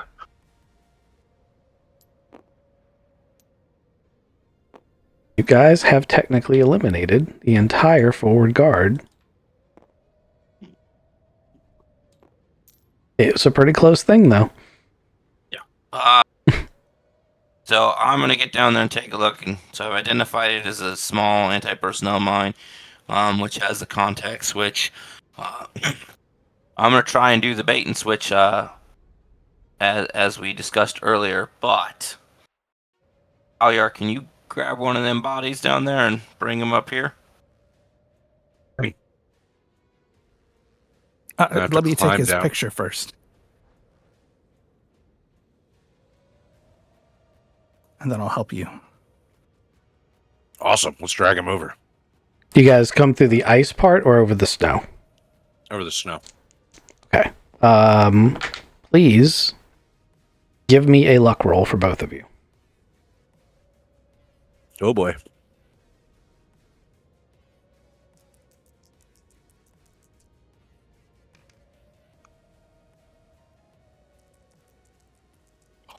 Seven plus one's an 8.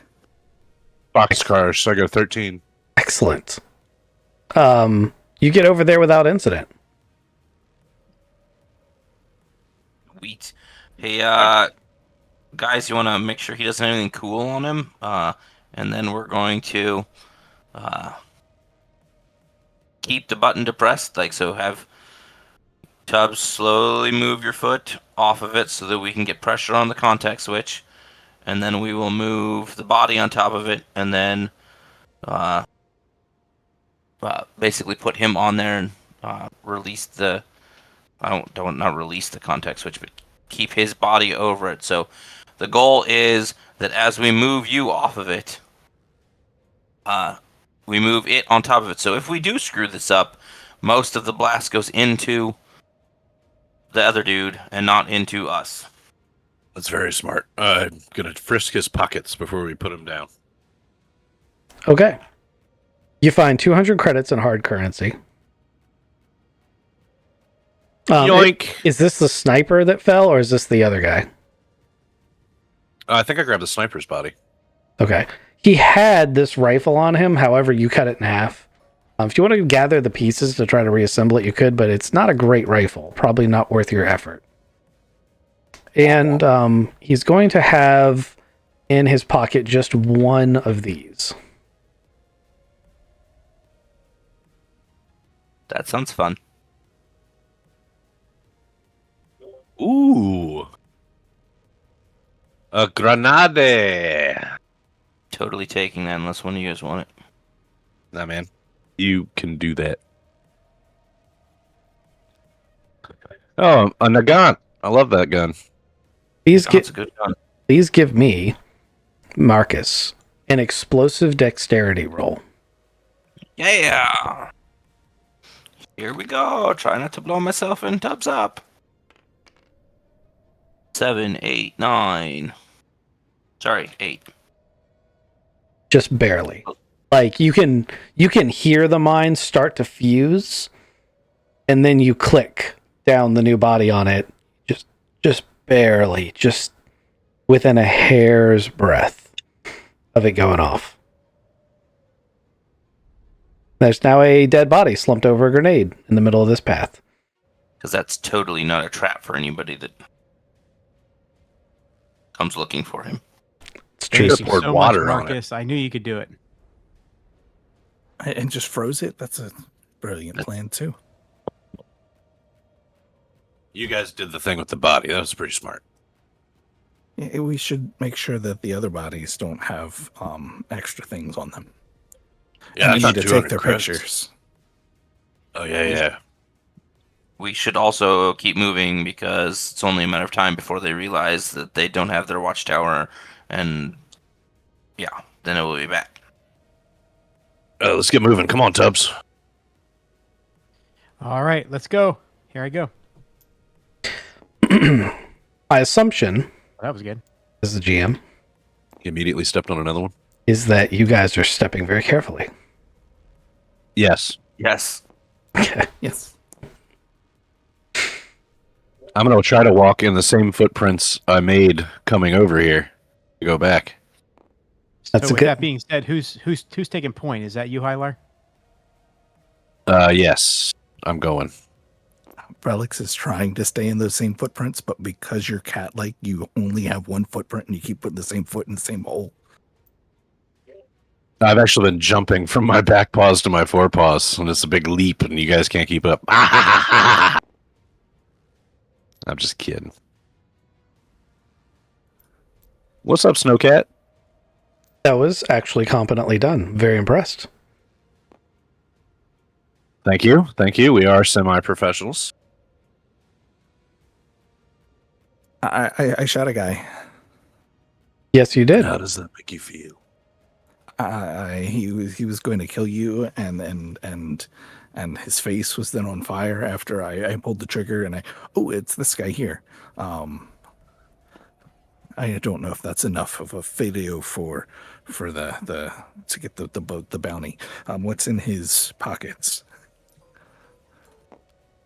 Okay, so 300 credits in one of them, 300 credits in another one of them. There's some of these ponchos. All the pirates seem to be wearing this thermal poncho thing I just highlighted. There's 2 baddies at the base of the tower, right? Yes. They are. Are there enough ponchos for each of us? Or 3 baddies at the base of the tower. I say we could use that as somewhat of a disguise, right?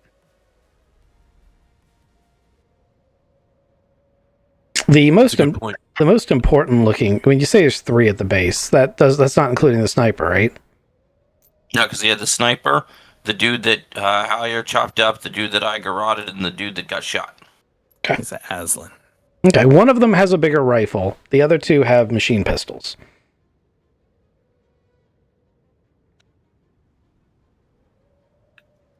Wow, that thing is cool. Oh, that rifle looks really good, doesn't it?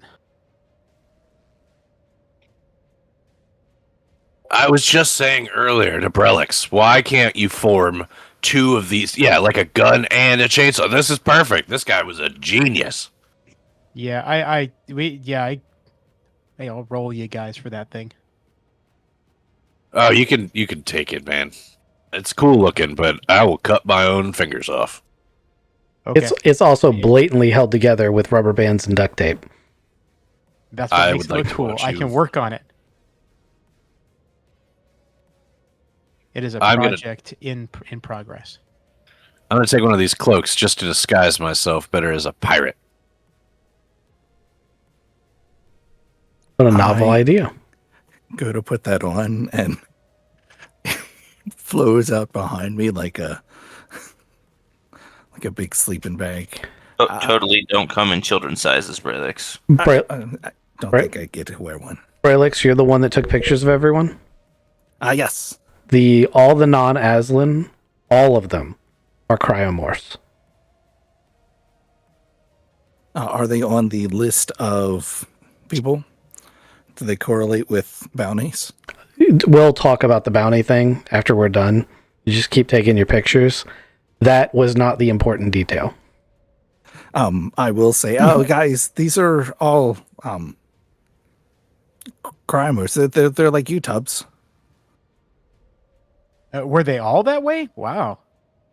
Not the Aslan though, just the rest of them. Oh, wow. Okay. It's a strange collection of them. You? Oh, yeah, it's pretty cool. So, hey, just want to make sure all you guys are good with me snagging this rifle here. Just don't want to break any hearts.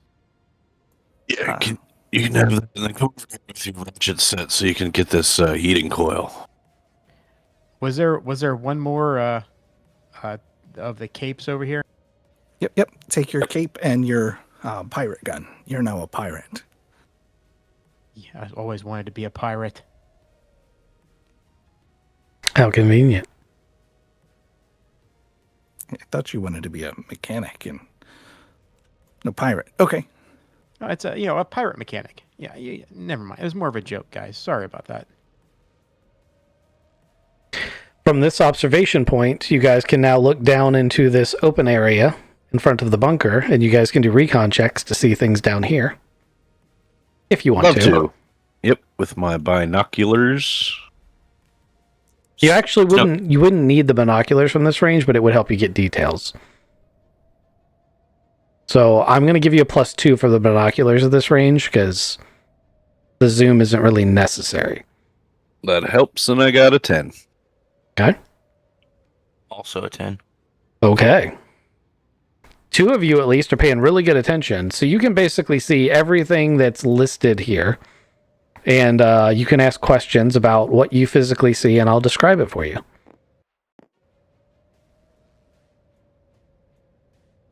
All right, it looks like we've got newer truck with treads over here with 2 Aslans. Is that the only people we see over there next to the vehicles? Yep, so you've got 2 relatively new Snowcat-style trucks. One of them is a very common model you see in North Rio all the time, probably driven all the way out here. And then you've got 2 converted trucks, older trucks that they're running on snow treads, but they're blatantly conversions where wheels have been converted over. And they're much older models, but they're reliable and well-known models. The 2 Aslans appear to be mechanics. They appear to be armed only with the machine pistol sidearms that you've already collected. That seems to be pretty standard fare for these guys.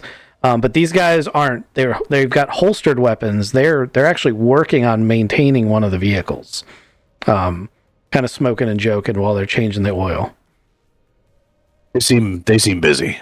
They seem busy, but remember, they're all underneath this big tarp that I've closed so that you can see through it now because you can see underneath it. But remember, this is blocking the storm, so a lot of the storm is not as easy to see.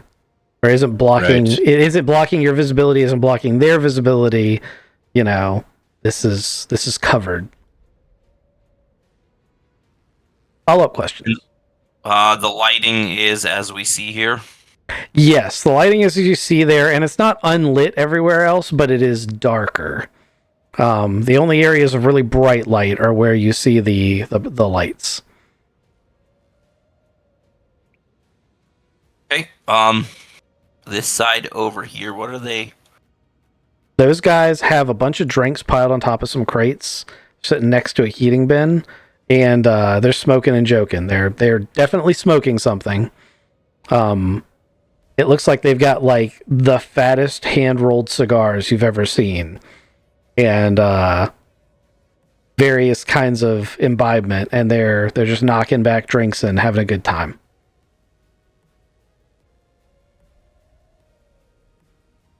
All right. Oh, there's one more thing. I couldn't put it in here easily. This power thing right here, that's a well-known power station mini fusion reactor for charging vehicles that is like a super common like Tesla charger style thing that you see everywhere. You guys would be familiar with it. And it's got cables run to each of the vehicles indicating that the vehicles are electric. Okay.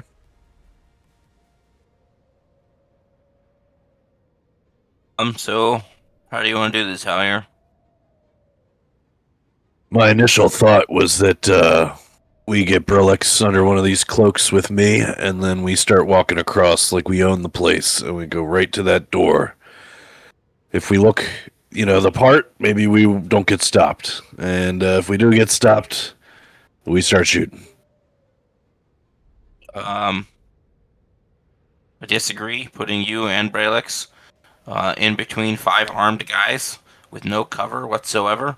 And we do have to kill them. Like, we're not just sneaking inside, we have to kill them.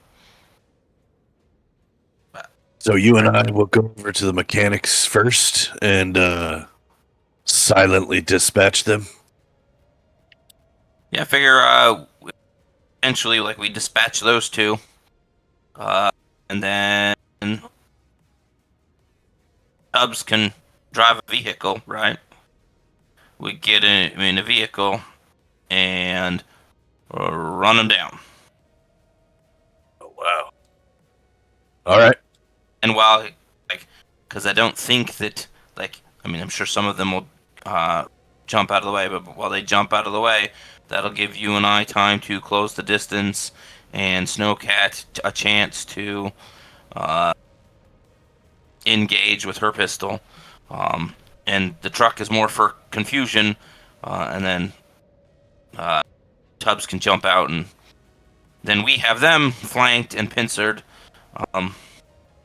Snowcat's going to be like, I want you to acknowledge that this will be a non-stealthy operation the first time I pull the trigger on this thing underneath that canopy. They only didn't hear it out of here out of, like, luck and storm. But a Gauss pistol's not a silent weapon. Neither is my incendiary pistol. That's why you're gonna go take a look at these electric trucks, and see if they're like computer operated or get them started. But well, I'm sure as a mechanic, I could probably get one of them hot wired too.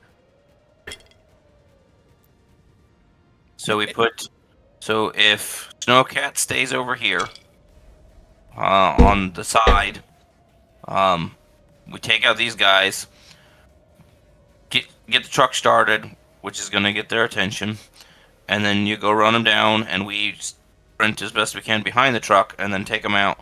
That none of that will generate noise inside the building, and if everything starts going horrible, then Snowcat engages. Yeah. Full protocol. Okay, I think I understand the assignment. I'm going to give you guys a second to talk about it amongst yourselves, though, because I am going to hit the head. Be right back. I will also do the same thing. Me too.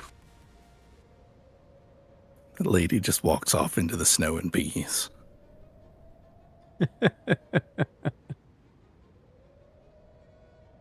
Well, it's just you and me, Brelic. So, what do you think?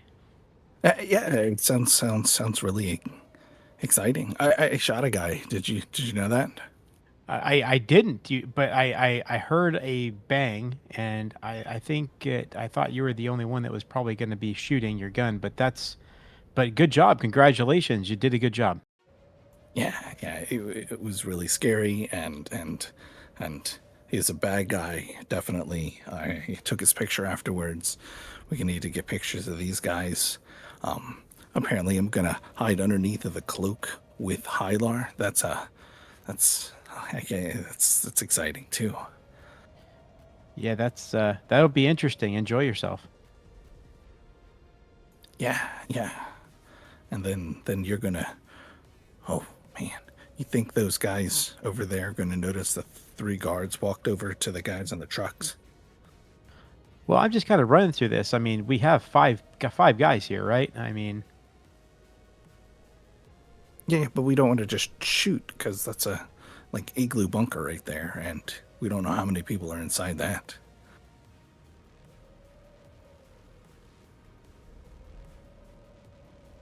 another thought process is we've got this nice little sniper tower here that we could actually cause as a distraction and catch that thing on fire.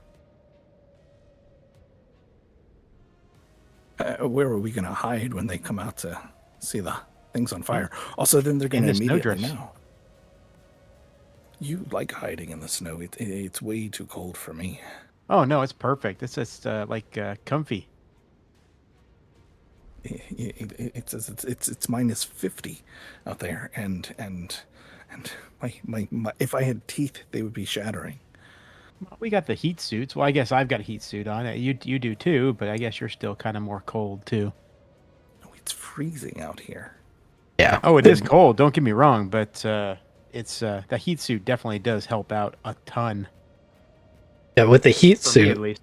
With the heat suit, Thodubs would be so in his comfort zone that it'd be like walking on a cool autumn day. However, if he didn't have the heat suit on, it would actually be far enough that he'd have to be making checks for survival. For the rest of you, the heat suit just makes it so that you live, but you're deeply uncomfortable.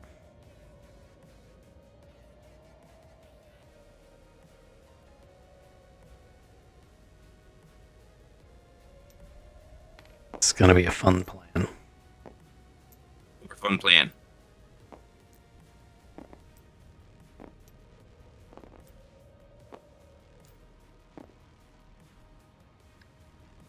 What do you guys think of this map so far?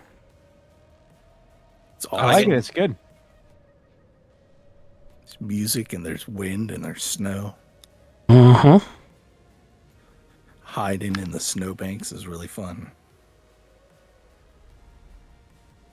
It's just a beautiful day, guys. I just don't understand. It's just so nice out here. I don't see. It's just this is perfect. He keeps saying that. And you know, what would really troll the party is like Janet is also a cryomorph, or at least most of one, and you guys know him. You guys know that it isn't like cryomorphs get cold. He is still cold. He just isn't in danger because he's got basically antifreeze for veins. Was in my comfort zone a little while ago. Yeah, but when I say comfort zone, I mean like you're in no danger of freezing to death. It doesn't mean you don't know it's cold. Like it's not like your skin's immune to it, but you're not in any danger of frostbite or anything like that.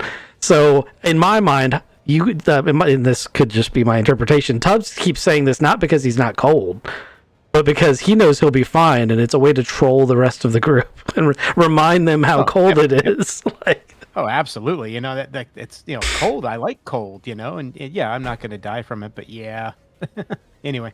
So you can go around and be like, I could sit here and complain about it being cold, even though I'm in no danger, or I could entertain myself by, talking shit to my friends who, really are cold. And just say, man, I'm starting to get a little warm, guys. Are you getting too hot with this, heat suit? I mean, gosh. I'll take your battery power if you don't want it. You got everybody back, or are we still waiting for Ghost? Sounds like we're still waiting on Ghost. Yep.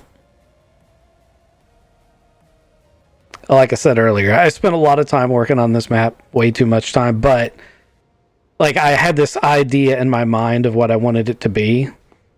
And I had a really hard time shaping it into something approaching that. And still, it's not perfect by any stretch, but I'm pretty happy with how it's turned out so far. I had an opportunity earlier to throw a twist at you guys, but I didn't because I wanted to see if Hylar could get his moment, and he did. And I'm really happy about how all that worked out. That's cool. I liked it. It was really cool, and you got to do something that I think would have been much less satisfying had I thrown the twist in. So now that you're back, let's talk about implementing this plan. Marcus and I are going to sneak over first, right? And then the rest of them are going to back us up from afar. It's worth noting, right before we start this, that with all this gear on, Tubbs does look just like one of these pirates. Like, he's the same race, the same age, the same size. He can legitimately pass as one of these guys. And Hylar probably can too as an Aslan. Saying a giant goat-looking dude doesn't fit in here?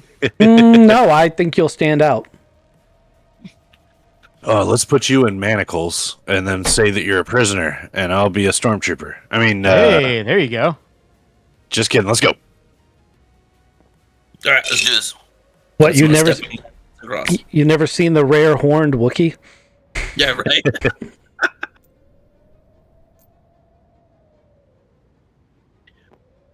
Dun, dun, dun, dun, dun, dun, dun, dun, dun, dun, doo. Since you've wisely chosen to move together this time, you can do a combined stealth roll. Hey, I'll try to help you. Okay. No, you both roll, and we take the effect from both rolls.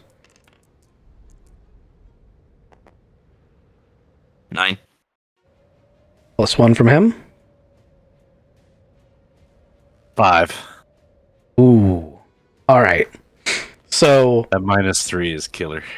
it is. It is. You know where that next point needs to go to. Yeah. So Marcus and Hylar end up sliding down this embankment, and the hooves. They have hooves or feet? They have hooves, don't they? They have hands and hooves, right? Yep. Yep. So the hooves hit the ice and clack, clack, clack, clack. It's not a graceful sound. And this closer Aslan comes over here and is like, "What the shit is? Who are you?" Unfortunately, Hylar is a distinctive subspecies that doesn't have a mane. So when the Aslan get close, they're gonna notice that, and this is the moment you figure that out. Okay.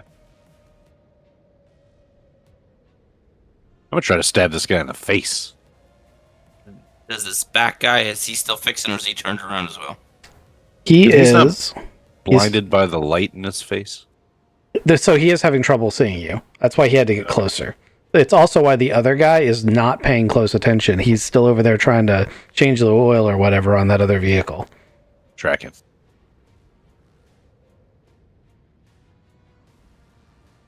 So you guys will have the surprise initiative once again. Awesome. Marcus, do you want to go first? Because I'm going to try to stab this guy in the face. I'm gonna come around this way in case you miss. Roger, roger. I pull the blade. And you pull your blade. He's still, because of the light in his face, is still walking towards you like, "Who are you?" He can't see any of the other things that are going on. He's literally walking into it. Go ahead and do your roll. Yeah, before his eyes adjust.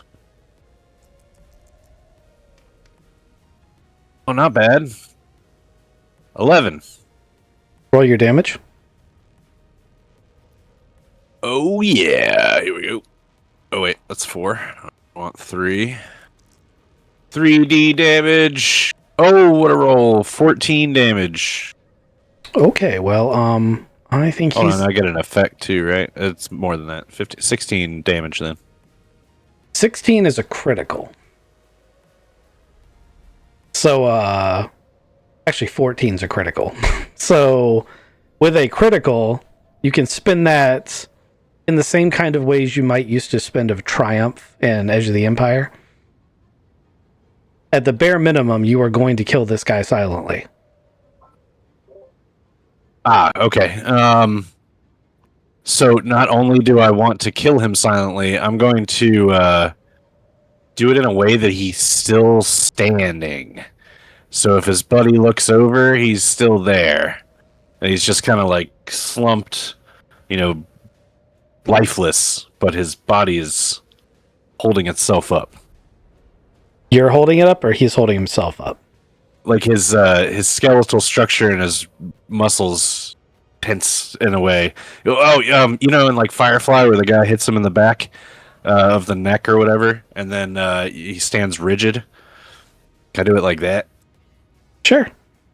So you've got him Sweet. precariously balanced. I mean, he will eventually fall over, but he's, been skewered through the spine in such a way that he's, dead, and his nervous system doesn't know what to do. It's just standing. Perfect. Marcus, you're going to get a surprise round as well. This other guy is working on the thing. He rolled a 4, so he's pretty oblivious to what's going on.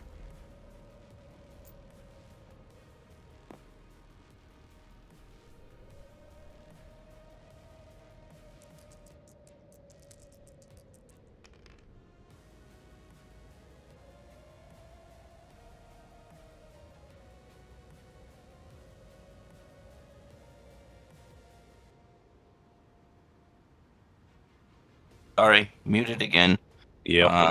I'm gonna sneak up behind him and grow out him. 10 for that. Okay. Roll your 2D.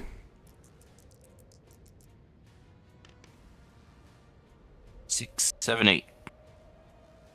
Okay, I also want you to roll me a stealth check. I'll tell you why in a second. Yep. 10, 11. Okay, with an 11, you're going to immediately notice as you're routing this that this light is basically shadow puppeting everything you are against this wall. And that these guys have looked over. They rolled a 9, you rolled an 11. So you see it and basically pull him down with a garrote in such a way that he's out of the light before that triggers these guys to do anything. Quick, do a bunny rabbit.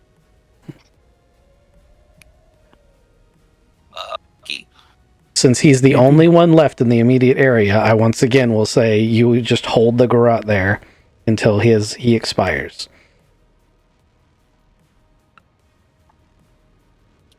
Sweet.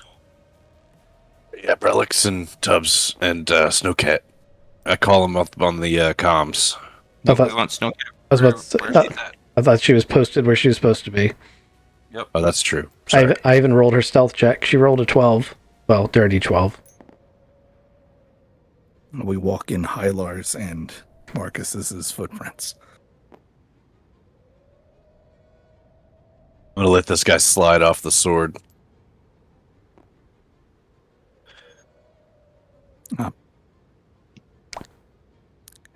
Go ahead, Tubbs. I try to take a picture of this Aslan.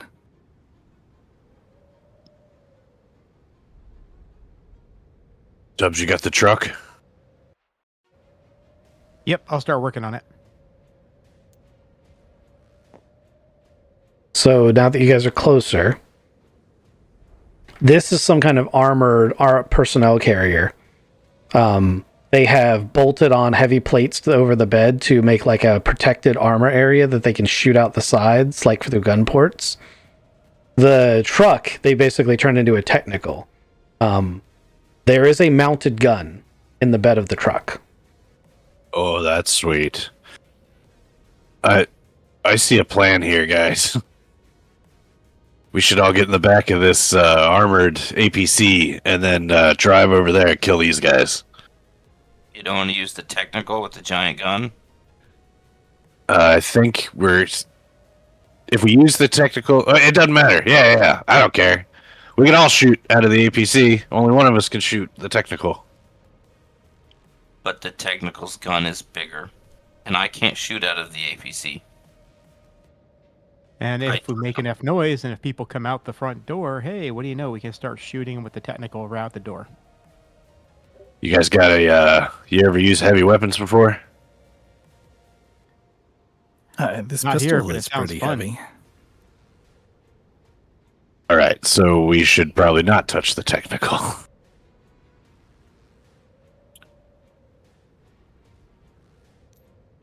Well, it doesn't really matter which one, I guess. I was just driving.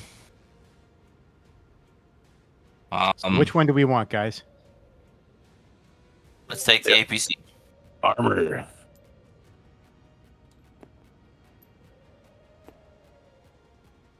All right. So I jump in the vehicle and start working on getting it started. Okay, they were in the middle of doing maintenance on this one, so they've completely removed one of the sets of motors. Now, give me a mechanics check.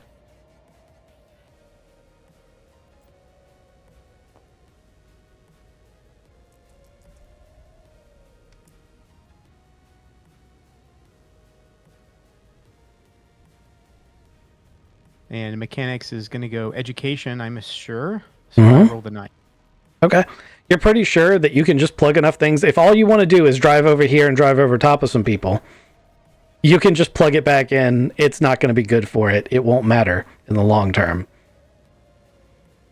But you can make it work.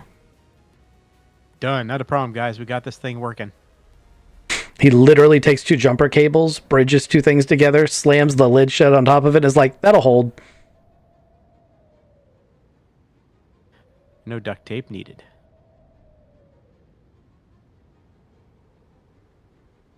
Okay, let's do this. Okay. You all pile into this thing. I'm gonna follow behind it. You're going to follow behind it. Who's driving it then? Tubbs. Yeah, I'll drive. Okay. Tubbs jumps in the rear. This is a tracked vehicle. So it is drive tracked. You have of course you do, because you are the driver.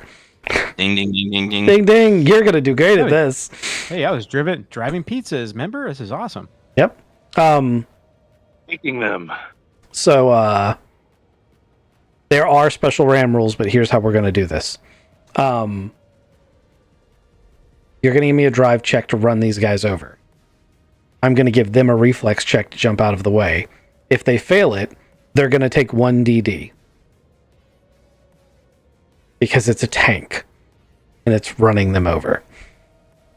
So let's get your drive check first. All right. Go Tubbs.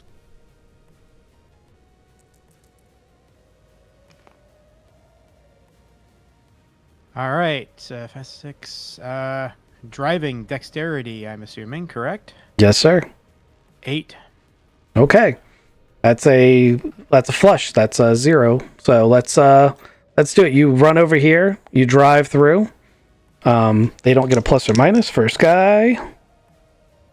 Well, let's see. What is their dexterity? Is it a plus at all? No, it's just a 0. Okay, so that is an 8 for the first guy. That's a pass. That is a 4 for the second guy. He's probably gibbed. That is a snake eyes for the last guy. He dives into the treads. Nice. So one of them like jumps out to the side, like, oh my god! And then the truck goes boom, boom, boom, boom, boom, and just flattens everything, including these 2 guys. Man, guys, did you see that one guy? He just like jumped into the vehicle. That is crazy. What about this last guy? He's gonna get up. Oh, that's right. Marcus is following. You can go ahead and go. I'm going to charge right into him with giant chainsword. Okay. I doubt the chainsword is going to make that big of a difference in sound, since they just ran things over with an APC. Yep.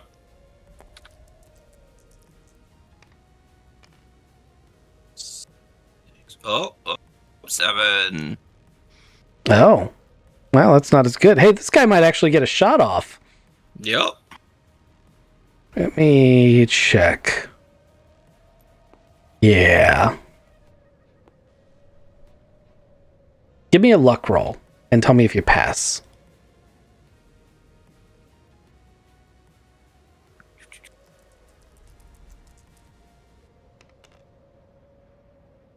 11. That's a pass, right? Yep. Okay. Alrighty. He goes to pull out his ranged weapon because he does not have a melee weapon and you are in melee range. That means that he must try to disengage from you. On most systems, that provokes an attack of opportunity. Yay! Keep swinging. But if you fail, he rolled a 9.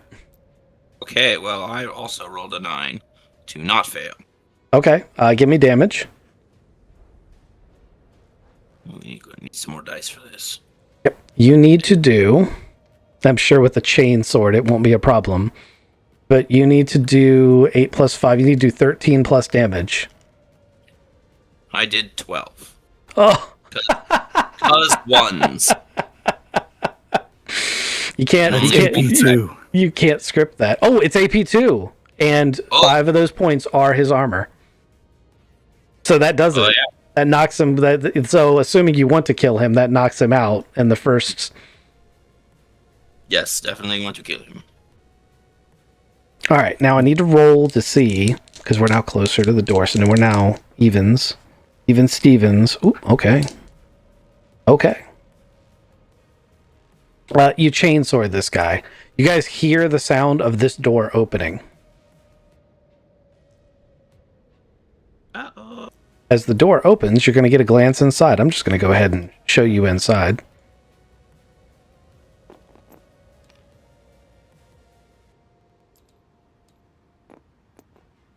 As DJ's awesome. I thought you Oh, might the like him. DJ is awesome.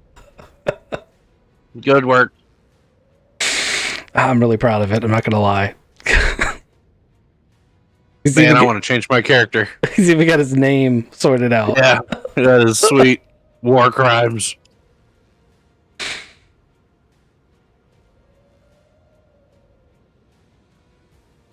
This is where Man, a lot of these are Aslan. This is where the music's coming from. It's got a doom, doom, doom, kind of like, thing going on.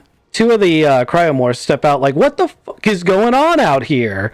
Because they heard the APC rumble by. And they both rolled well enough that we are going to roll actual initiatives for these guys. You guys can keep your initiatives from the last one if you'd like. That's an 11 initiative for one. And a 11 initiative for the second one. Wow, I like these dice. They box card earlier, too.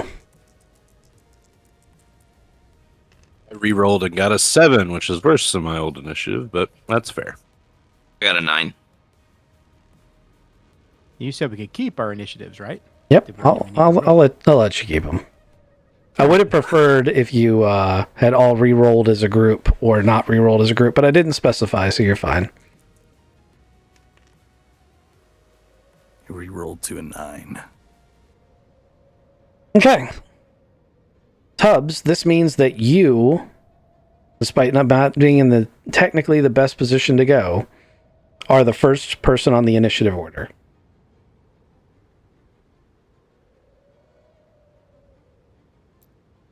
Put them down.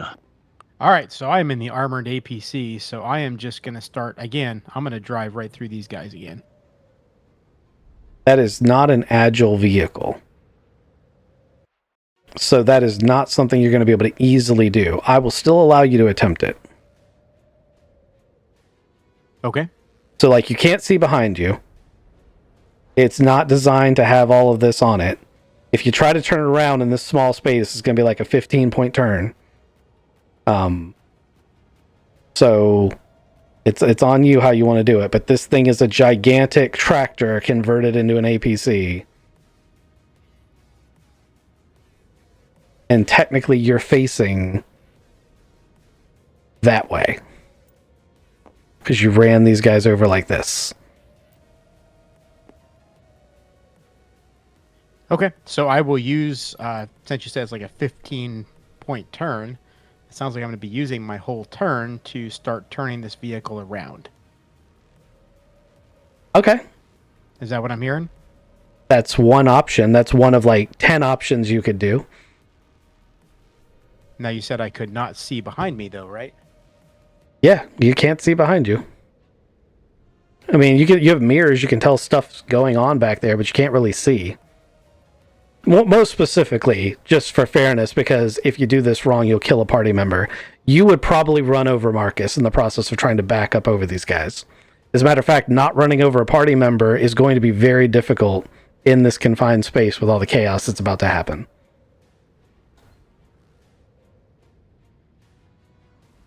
So what I'm being led to believe is that I don't need to do that. Doing the 15-point turn to turn this thing around would cause damage to the party. It could cause damage to the party. Like I said, it's your choice. There's lots of choices here. It's a high-risk, high-reward tactic you've suggested. If you succeed in it, yes, you're going to be able to run motherfuckers over with the APC, and that'll be awesome. If you fail in any way, shape, or form, you could insta-kill a team member. All right, so with that being said, what we're going to do is I'm going to leave the vehicle alone. I'm going to step out, and then I want to use my cool new rifle to shoot this direction at these guys. Okay. Using the vehicle, of course, as cover. It's a great idea. So, a maneuver to get out. And then you can take your action to take a shot.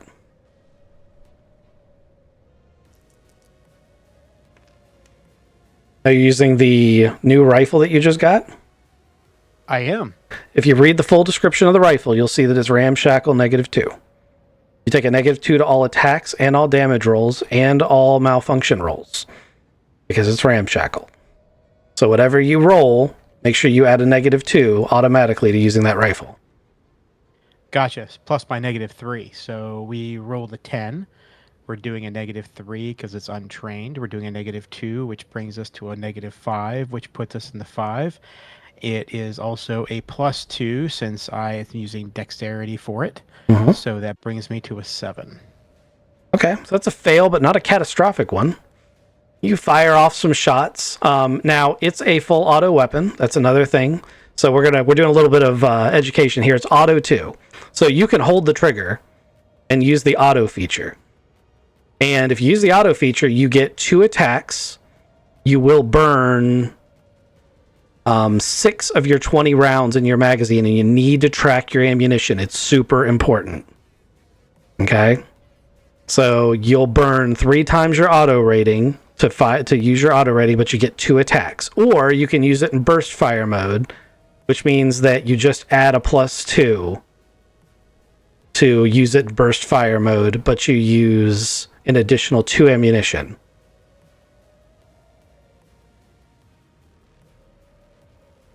That was a lot of information all at once. Yes, it was. Okay. You have an automatic weapon. It has auto 2 as a rating. You can fire it in automatic mode. Let's just ignore burst for now and just stick with auto. You can fire it single shot, which is what you just did, or you can fire it in auto. Normally, I want you to call that ahead of time, but I forgot to ask, so I'm now helping you out with that. So for the auto rating, you can now take a second shot this turn by just holding the trigger down. You'll get a whole nother roll.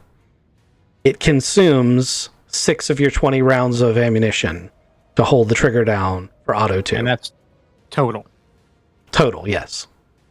All right. That's what I figured. You lost me on the burst thing is adding up a little bit differently. But I got the automatic. Yeah, burst works differently. We will come back to that later. Gotcha. So we're going to do the auto. We'll expend 6 rounds of ammunition out of the clip with his 20, so I'll go ahead and do another roll. Okay. That's what I heard. Yep.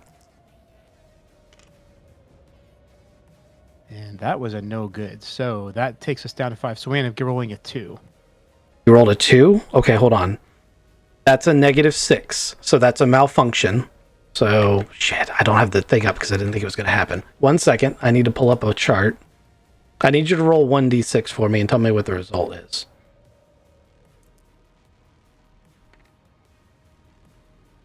Three.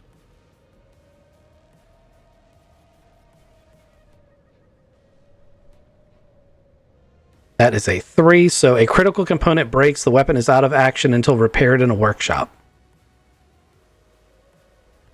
Copy that. No. Wait. It's 2d6. Roll one more d6 and add it to it.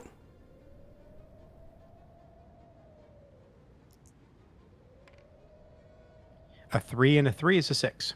Okay. A component breaks or ammunition jams in the mechanism. The weapon is out of action, but can be fixed in a few minutes without the need for a workshop. So not this combat, but after this combat is over, you'll be able to use your mechanics skill to unjam the weapon.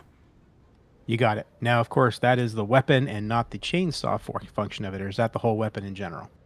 It doesn't really specify. Generally, they're treated as the same thing. However, Gotcha. I'm content with you treating them as separate weapons for the moment. I don't think it's going to unbalance the game that badly to let you use the chainsaw. Alrighty, now baddies.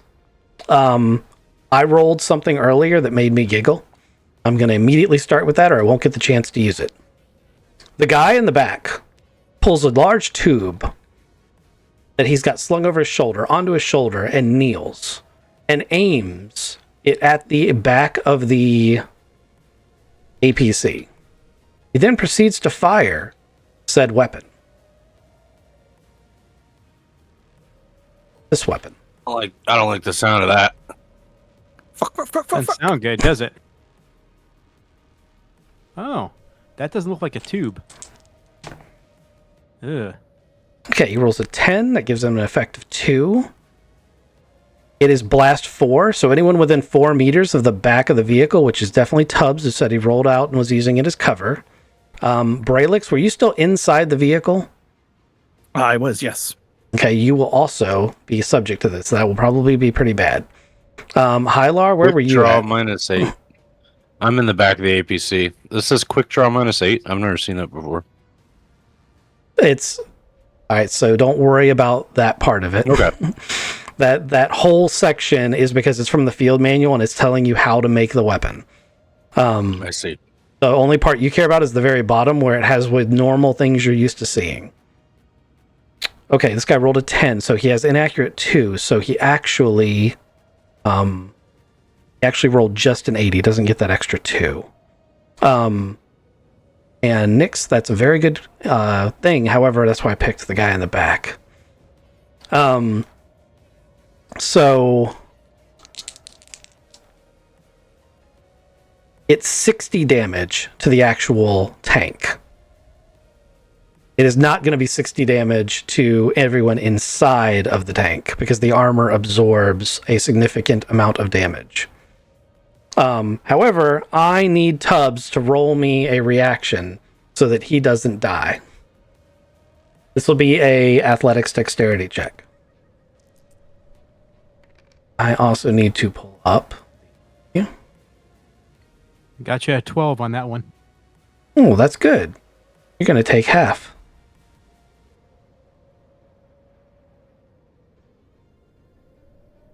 Sorry, I have to look something up real quick.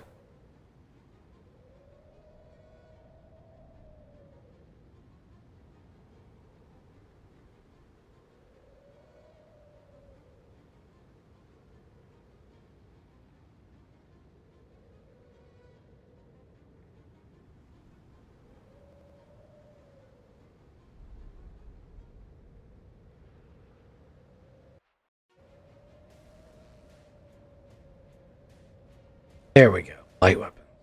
4D, ba ba ba ba ba ba ba.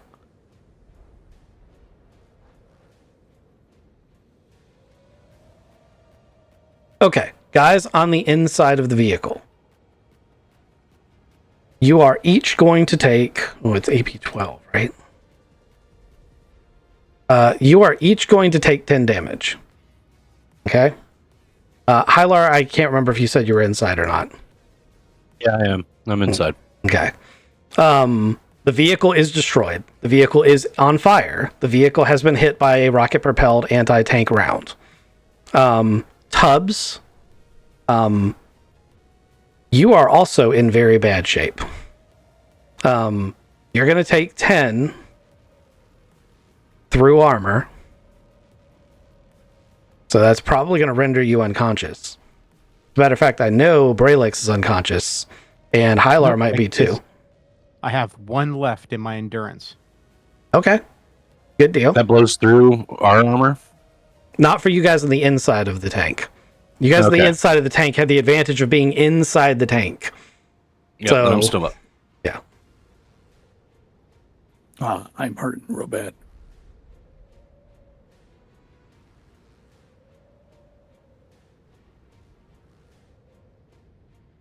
Okay. Addie number 2. She is going to...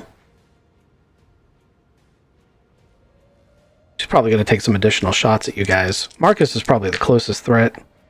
It doesn't matter because she rolled a 2. So she fumbles her weapon and ends up diving for it on the ice. And that brings us to Braylax's turn. Braylax is really, really hurt. Like unconscious. That brings us to Marcus's turn. Okay, I'm going to charge and swing giant sword at the lady in front of me. Who's scrabbling on the ground trying to pick her rifle up. Yep. Okay. I feel like that I'm missing this. A weapon like this has to be reloaded, right? A weapon like that is disposable. Okay, so he's not doing that again. Yeah, he's not doing that again. Alright, yep. He's laying in front of me. He's getting chopped up with a chainsword.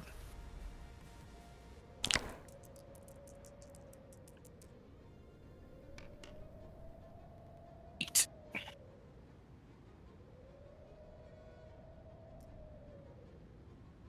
Let's see if my damage is more than double ones again. Straight dice. Nope, 2 1s. There they are. 11. Okay, 11 is not quite enough to... oh, wait, it's AP2, so that's 12, 13. So that's exactly enough to do the job. So you do get that first lady as she's leaning down to get the weapon, which also, by the way, her being on her hands and knees trying to pick her weapon back up would have given you for a melee attack a +4. So you definitely got her. Like charge up and like baseball swing into her chest and just like chainsaw up and like chop her in half. Yep, and the viscera goes everywhere as the dude is like, oh shit, as he realizes he has a useless tube in his hand. So that brings us to Hylar. Hylar, you were in the back of a burning vehicle that just got shot with an RPG. Braylix has been rendered unconscious at your feet. What's your move here? Pick up Brelix and get him out of here with me. Okay. That is going to require you to do a dexterity or strength check. That's fair. Come on, Brelix. It's time to go. I got a 9. You do manage to get out of the vehicle, which is fortunate because the lithium batteries start kicking off. Okay, come on, buddy. I'll try to get as far away from it as we can. Right about there. All right. Janet is going to jump down from the snowbank and move as far as she can in a single turn action, which I'm going to judge is just within range of her Gauss pistol. All right, let me pull up her stats real quick because that's going to be a close one. So, combat 1. So that's a 8 on the nose. And a Gauss pistol does 3d damage.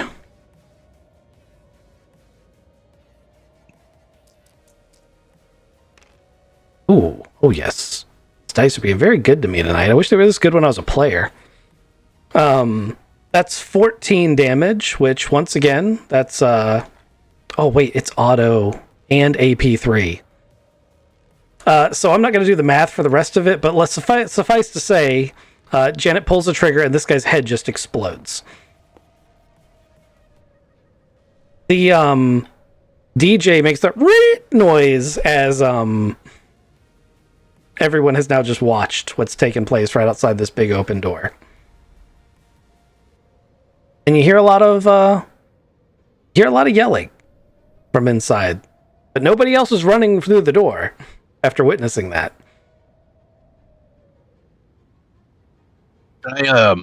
Oh man, I suck at first aid. Brelix, you gotta hold on for me. Can I try a survival to patch him up or stabilize him?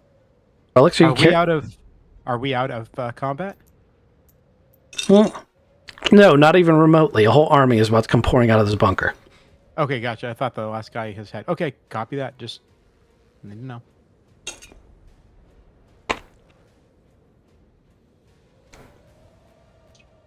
I try to stabilize Brelix. So sorry. What I was trying to say is because we've been in this situation before. I'm pretty sure Brelix carries a med kit. At least someone here carries a med kit. Med kits allow you to do medical checks without having this skill. I have a medical skill. That's why I was wondering if I could run over and assist. I'm hurt myself, but I'm still conscious. Yeah, you don't want to assist. You want to use that medical skill to help bring points back. Yeah, there you go. That's what you want to do. All Ghost is trying to do is stabilize.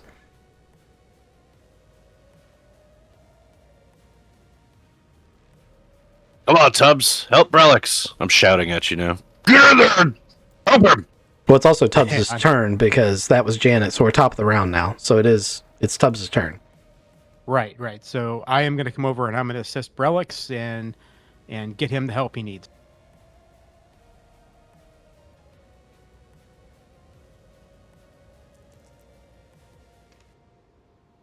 I don't think you are. No, I am not.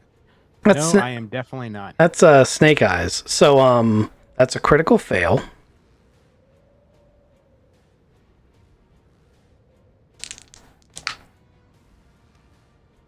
You have to make a decision. Is this critical fail going to kick back on you or Brelix?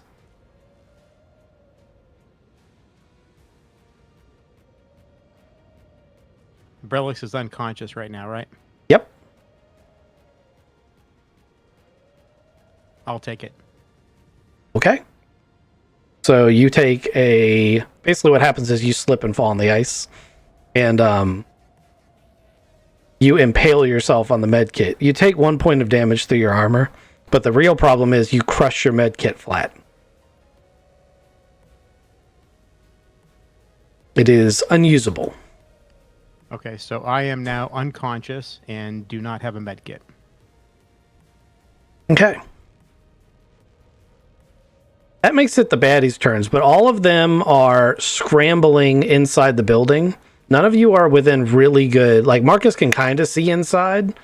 If he wants to poke his head in that direction, he doesn't have to.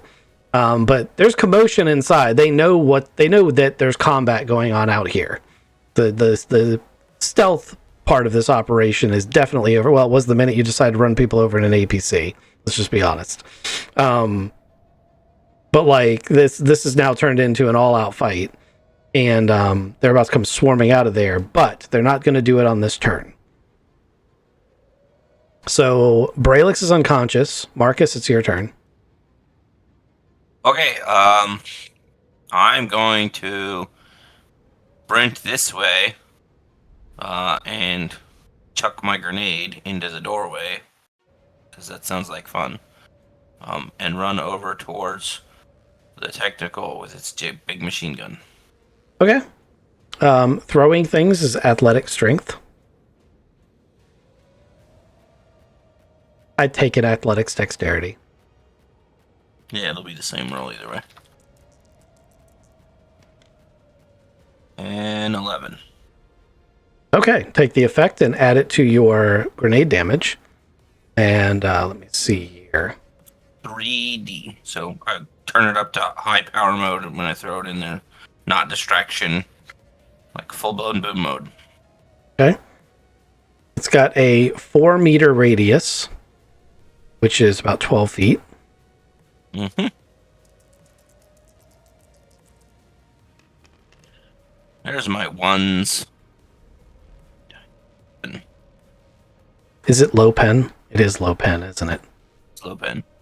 Oh, you don't know what low pen means, do you? Nope. Couldn't find it in any rulebook.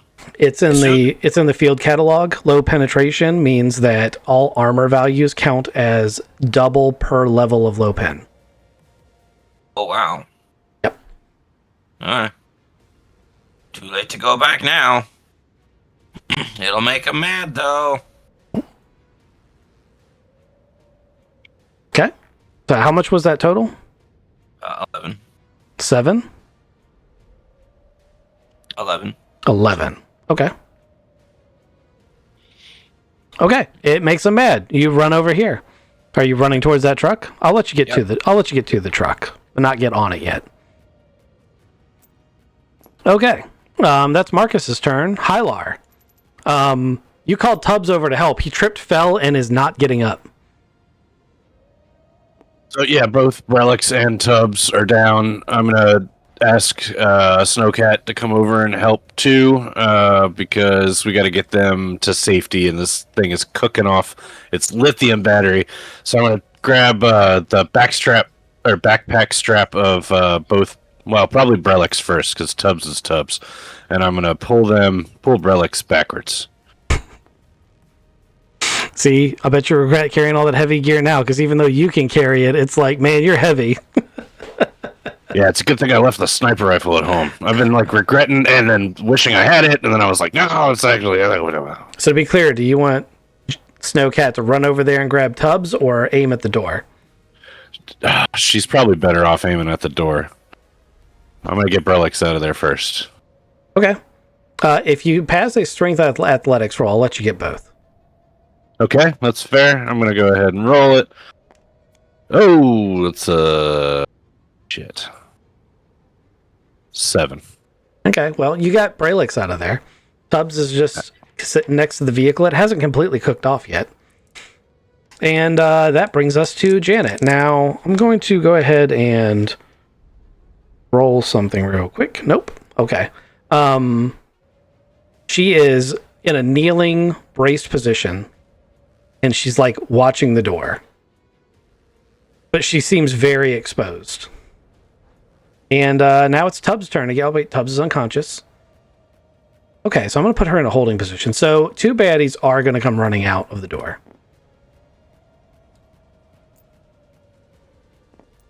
I'm going to have to make a pile of these guys over here. And they're going to come out guns blazing.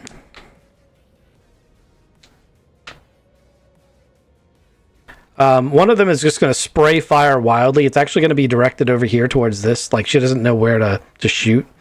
The other one's going to shoot at Snowcat.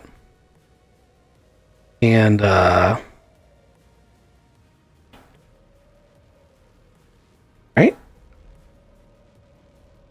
Oh, wait, Ramshackle.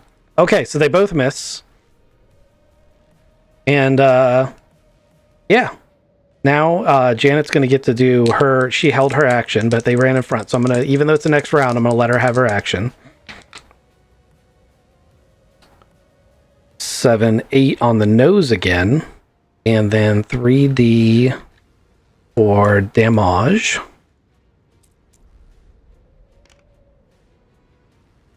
That's 9 for the first one. 9 plus...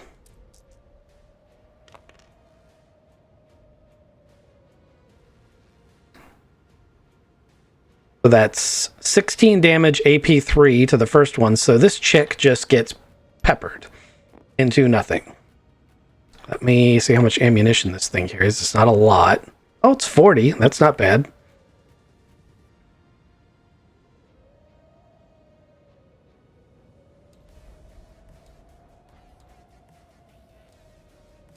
All right.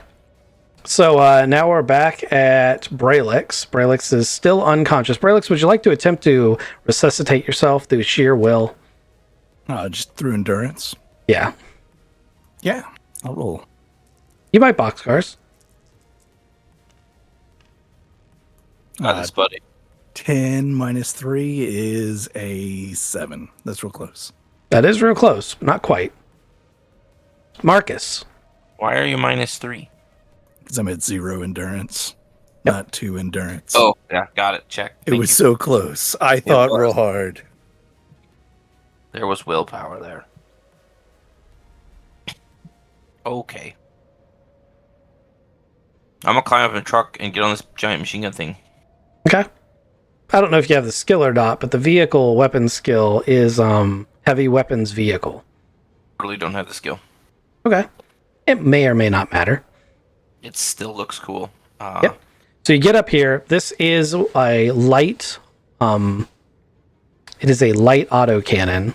So think of it as like a 20 millimeter anti-aircraft cannon. Oh, fun.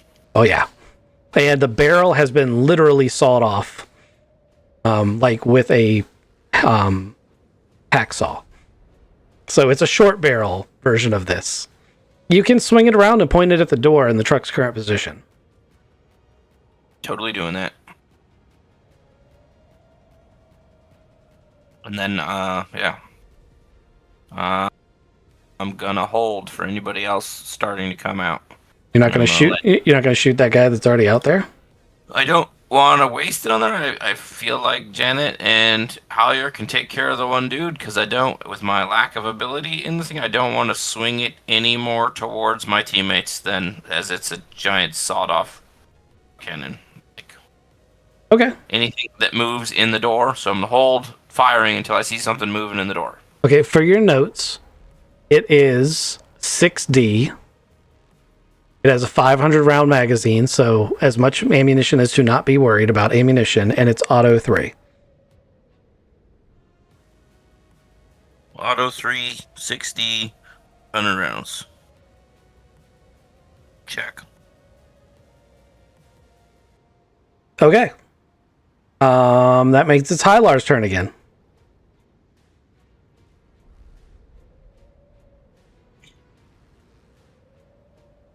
So, Hyliar is going to pull out the flechette gun that I've got. It's a flechette submachine gun. Mm-hmm. It's auto 3. It's also silent. But I'm going to kneel down. Yeah, it's not going to matter. I'm going to kneel down and I'm going to fire 3 shots at this guy. Okay. Do it. Pat, pat, pat, pat, pat, pat, pat. So it's 9 out of your magazine, by the way, because it's three times your auto score. Correct. 9 shots out of... It's a lot for that one, though. Yeah, I've got a pretty good magazine. Guys, I only got an 8. An 8 still passes. And remember, you get to roll it 3 times. Oh, yeah. First one got an 8. Second one got a 7. Third one got an 8. 7.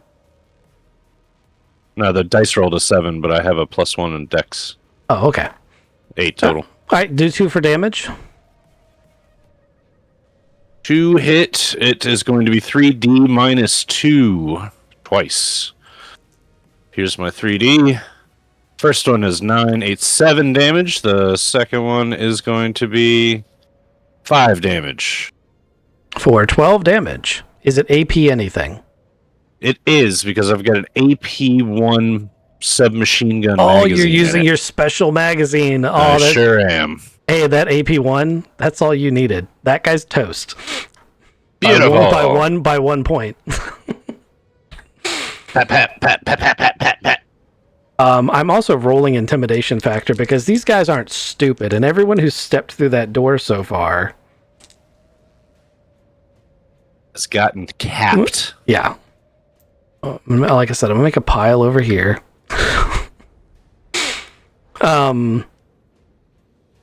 Okay, you are the last. No, Janet's the last one. Once again, she's gonna hold action. One of them is stupid enough to come out the door, so one of them charges out here. Send Larry out. Comes out here in berserker mode, carrying a actual axe.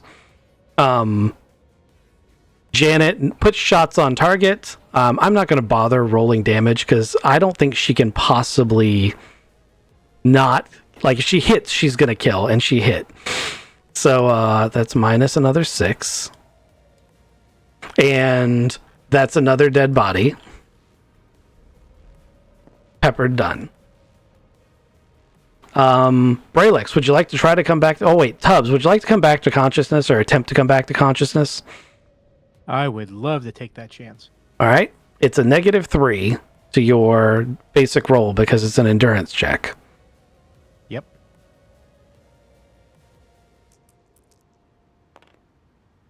And no. Okay. It's a long shot, but it could happen. Okay. So, Bralex, same thing.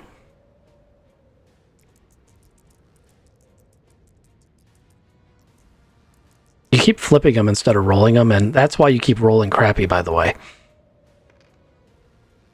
2. Flipping doesn't actually randomize what numbers you get. You have to press the R key to roll them, or you will always get the same sequence of numbers over and over again.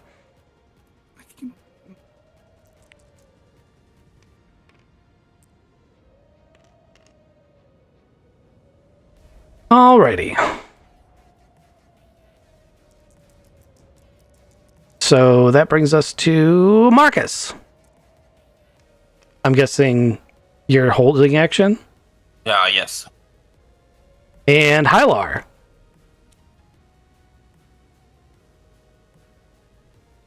Start moving towards Marcus. Okay. No, wait. They're not up yet, right? Tubbs and Brelex are still down. They Yes. they absolutely are. I'm going to try to get Brelex back up. Okay. So you're going to be making a medical check. Unless Bralex has a med kit on him or you have a med kit on him because Tubbs' med kit is destroyed, you're going to have to take a -3 if you don't have the skill. Yep. I'm going to take a -3. I still rolled an 11, so Okay. it's 8. That's a pass. You get 1 point back, which I think is all you need, Bralex.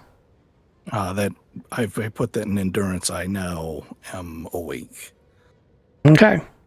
You are now awake. Just barely functional, but awake. Hey, buddy, welcome back. What's there was I bet the last thing you remember is a loud noise, and we were inside the APC. We are now outside the APC, and the APC is on fire. Tubbs is down next to you.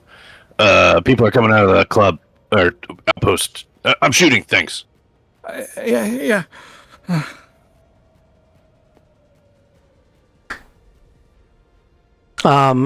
Janet's going to see you doing that and is going to be like, well, there's a giant cannon pointed at the main door. I'm going to run over here and try to recover Tubbs. She has the same problem you do. She does not have the skill, nor does she have a med pack in her equipment. On high roll. These dice have been fantastic. So that's an 8 after adjustment. So Tubbs, you can put 1 point back and wake up. Copy 1 point. Waking up. And it's top of the round, which means it's Tubbs' turn.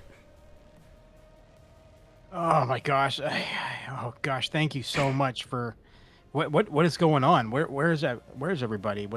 I don't know. I think this tape is holding your spleen in. Please be careful. That's yeah, you're right. How'd you know that was a spleen? Yeah, that's oh man. Okay. I'm just going to sit here for a little bit. Are we out of danger or what's happening? No, there's lots of really pissed off people in there, and your buddy has a giant cannon pointed at the door. There's only one way in or out of the bunker, though. So if we cover this door,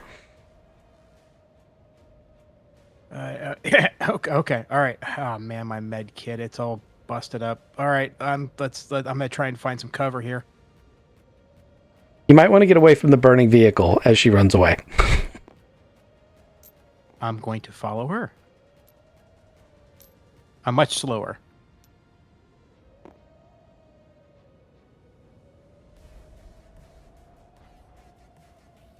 It is now baddie 1 and baddie 2. Time to make idiot turns. So one of these days, one of them's gonna critical. Okay. How many turns would it take me to do that? That says that many. You move over here to this special box. You, not so smart. Aslan runs out with 2 of the MAC-10 style auto pistols in his hand. Totally gonna get shot. Okay, well, you were holding action, right? Yep. I'm going to go ahead and give you your shot before he gets to shoot.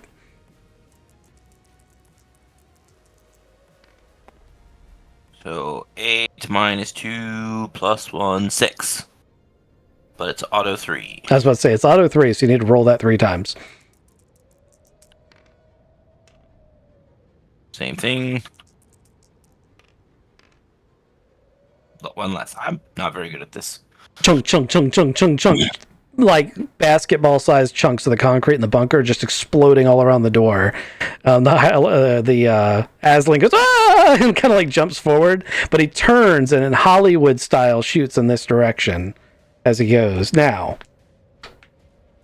at a -2, that's a 3, and at a -2, that is a 5. So none of the bullets hit anything of value, but it looks damn cool as he like max pain jumps and like 2 MAC-10s going off, spraying towards like Hylar, Snowcat, Tubbs, and Braylix. Like your life flashes before your eyes, and then you kind of do that thing where you pat yourself down and all the bullets have hit behind you, but none of them have actually hit you. And that brings us to Braylix's turn. Brelix is still shaky, just woke up from life. Guy came out. He knows where his pistol is because he's been training for the last 3 hours for this. And he now like slides to a stop after his Hollywood style exit. Brelix points and aims, and he pulls the trigger. 10 minus 3 is an 8. 10 minus 3 is an 8. 10 minus 3 plus 1 because I aimed at him. There you go. The math was mathing. That is 15 minus 3, 12 damage incendiary.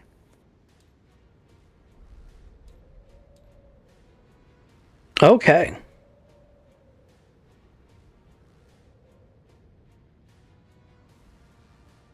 I need to check something real quick.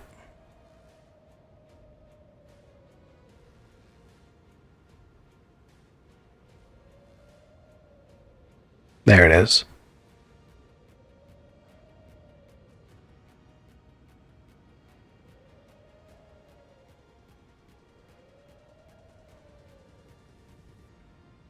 Roll 2d6.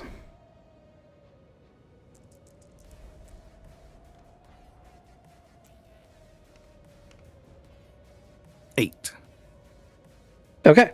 So he's still alive. His clothes catch on fire, as does his fur. Not good, buddy. Yeah. Interesting point. Burn and incendiary are actually different effects. Incendiary doesn't actually cause any direct damage. It simply sets the target alight. He will take damage the next turn if his clothes catch fire.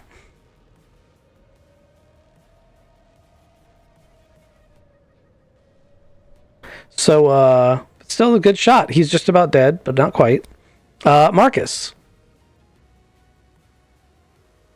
I'm going to go back to, once I see that they're engaging, I'm going to go back to covering the doorway. Okay, you're holding on the door. Hylar. Rat-a-tat-tat, I'm going to kill this cat. It's going to, let's see, 3 more bursts or 3 more shots. 9 more bullets. First one's a miss. Second one is a 7. I think that's also a miss. There we go. We finally got a hit with a 10.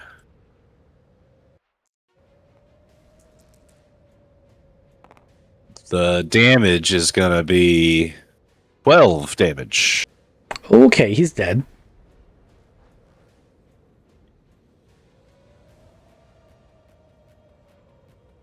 That is my collection over here. I didn't aim or anything. Can I move? Yep. There you go. Is he still Oh. on fire? You want to be forward. Yes, he would still be a burning corpse and on fire.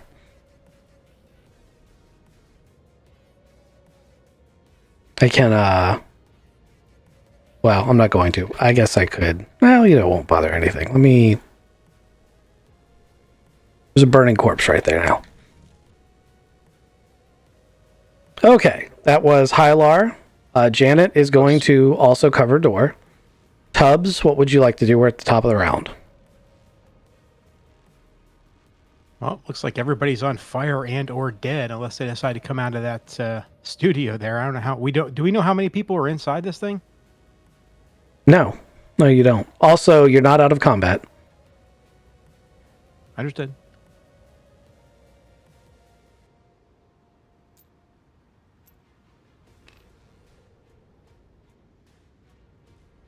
Let's get over here and turn off this. I would like to make my way over towards where Marcus is to see if I can help him. So it's going to be kind of a walk to get over there. Okay, give me a luck roll.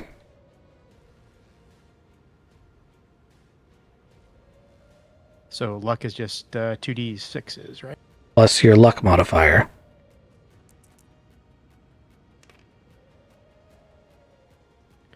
Luck modifier is 1, roll is 6, so we got a 7. Okay. As you're going past the door, you pass in front of the line of fire from some guys inside, and they take a shot. And that is an 8, so that's going to hit. The little machine pistol does 3d minus 3.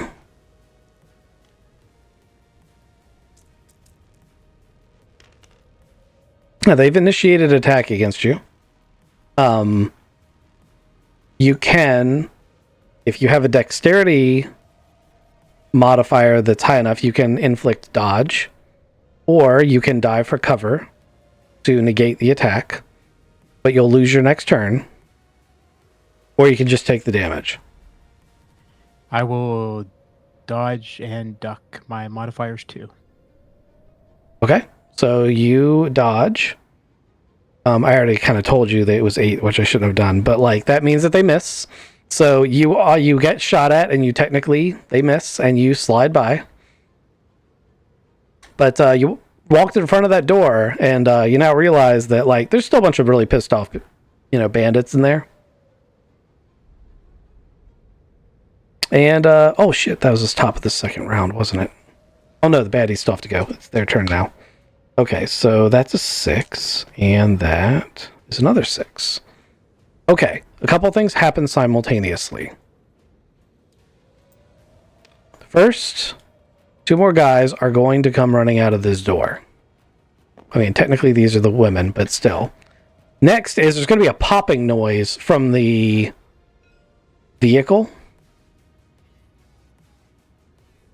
And Braylix needs to give me a recon check as the person all the way on the right. Those of you holding action on the front door can go ahead and roll your attacks. 11 recon. Okay, there's a pop from beyond the vehicle, and there is a hole now in the wall, and a guy with a rifle has just come out of it over here. They're flanking us. Sprelix turns his pistol towards the guy with the rifle. Those of you holding that were doing actions on the door, who does what? I missed everything. Oh no! Suppressing fire! I mean, at least they should be terrified that an autocannon's shooting at them, not that I can hit anything. I wasn't holding action, so this is not my turn. Oh, okay. I was waiting for you. Okay, so that's the first time today that Snowcat has missed. She rolled a 7, so she missed 2. I guess if she has auto, I can do it again. Makes sense, right? Okay, that's a 9. That's much better. Okay, let's roll that. Auto 2, so that's correct. Ooh, That's 15 AP3.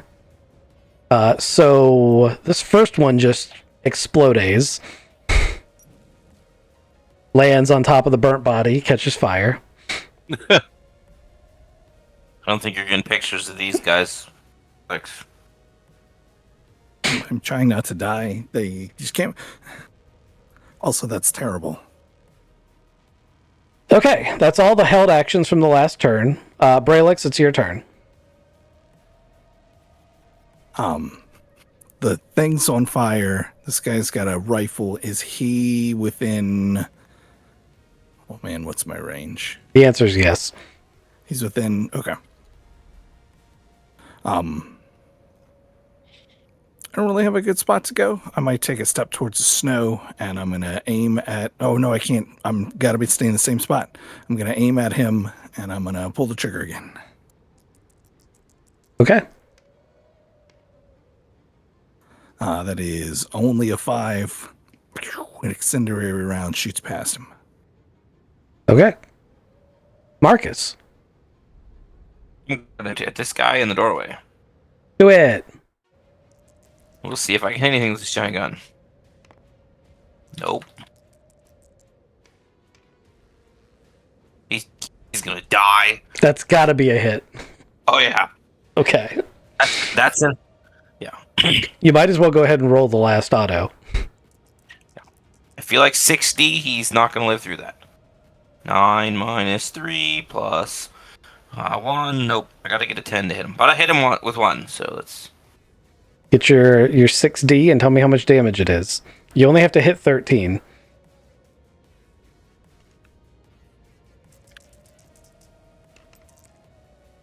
$26. Yes. So how do you want this to go down?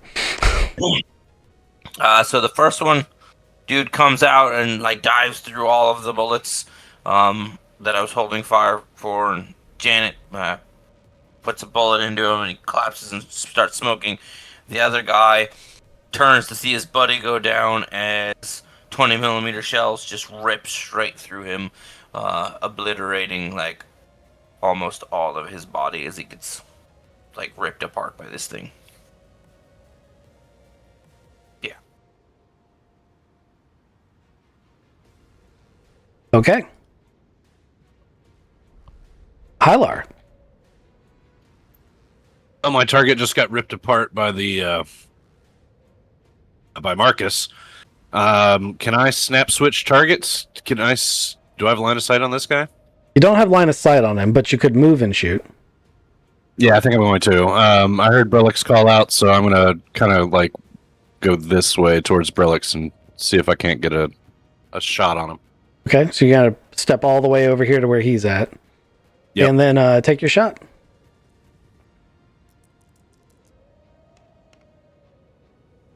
Ooh,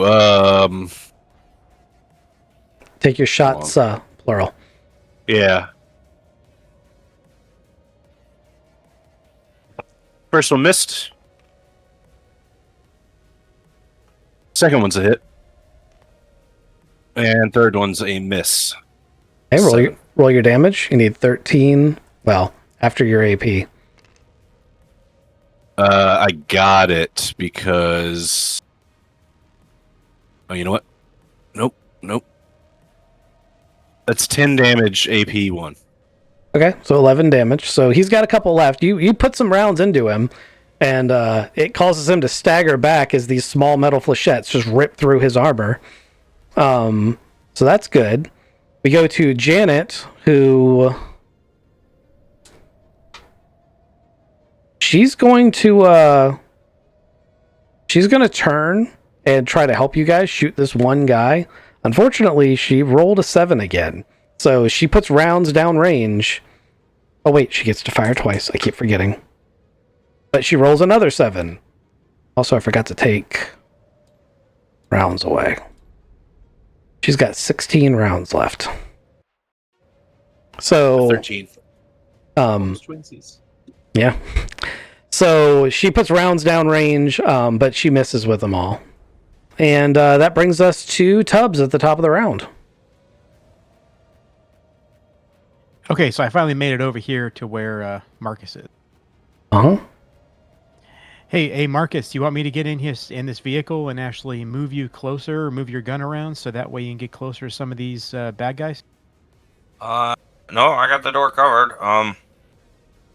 We need to can you go turn off the generator or something? Like turn the lights off inside? There's a generator over here. Like, No, absolutely, yeah. I could definitely do that. So let me head over that direction and turn off the lights. Okay, running over there is going to take your whole turn, but I won't make you roll athletics for it because you're not in line of fire. And then we're gonna go back to the baddies, and I need to. Ooh, that's a good one. And that one's okay. So what I'm gonna have happen now is you and you are gonna pop out this door. Oh shit, that is not what we thought was going to happen. And they're going to raise their weapons, but that is 2 minor actions, which means they can't shoot. Relax, it's your turn. 2 more baddies have just come out the door. Brelix, very structured brain, knows that if he shoots an Aslan, it catches on fire because he's done that 2 times. And he tries to shoot the cryomorph, and it didn't happen. So he's going to aim at the Aslan that just came out the door. There, 2 Aslans just came out the door. A male and a female. He's only shot males right now, so he's shooting at the male. You're just jealous. He rolled a 2. Is it a natural 2? No, it's a 4 minus 2 for a 2. It's actually still a malfunction because it's a critical fail on an attack roll. Yep. So roll 2d6. That's a 3. 2d6 is a 3. A critical component breaks. Weapon is out of action until repaired in a workshop.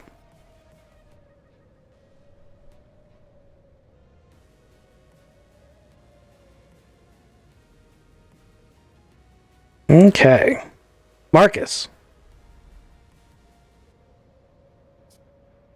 I can see them I'm not continue holding on the door at the moment.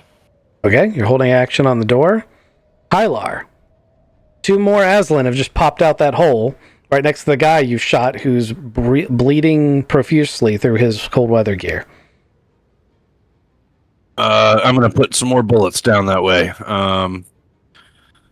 They are technically standing close enough together that you can pull the trick where you can take a shot at each of them. Oh, sweet. Yeah, I'm going to try that. All right, 3 more bursts. 1 roll each. So that's a 7. That's a fail. And that's an 8. So that's a pass. For 1 shot, it's going to do 8 damage.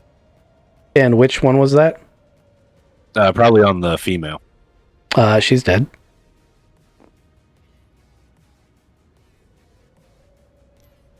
And were you going to take the last shot? No, because I'm out of ammo. Oh, shit. I have to reload. Okay. I think reloading is a minor action. Okay, so I didn't... Did I move? I didn't move. So, yeah, I'll do that. Assuming you already have a magazine handy. Yeah, I've got, with my warm weather clothes, I bought 2 mags of armor piercing for that submachine gun. So I will swap my empty for a good one.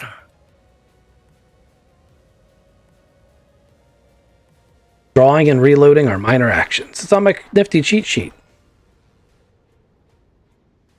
Okay. Let's see. That was Hylar. Janet is next. There's 2 baddies down here. There we go. Boxcars. And an 8. Like I said, they're spilling close enough together that she is going to get to shoot 1 time at each. Nice. I'm not going to roll the attack for the one who only had like 2 hit points left because he's just dead. 14 plus AP3 does the job, and she mows both of these guys down. I believe. Glad we brought her. And it's 10 rounds remaining.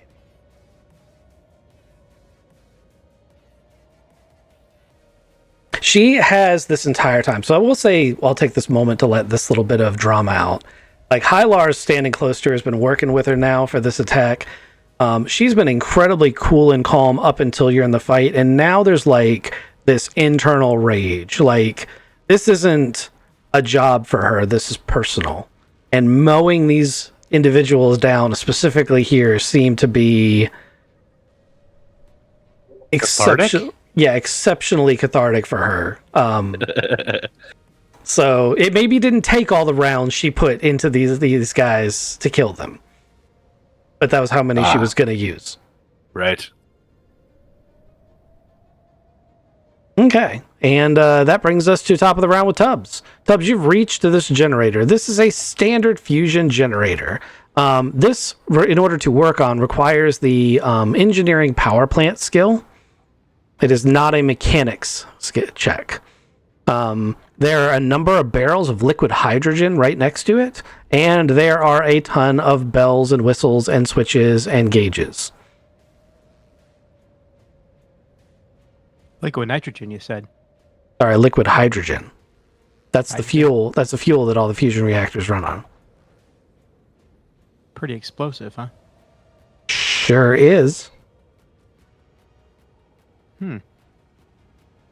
So I do not have a skill. It's power plant, you said. So I will actually. Nope. I'm just going to go for it. I'm going to take a look at it. See if there's any type of actual very simple way of doing this with like just a typical outside exterior breaker or breaker arm. So there are breakers on the outside.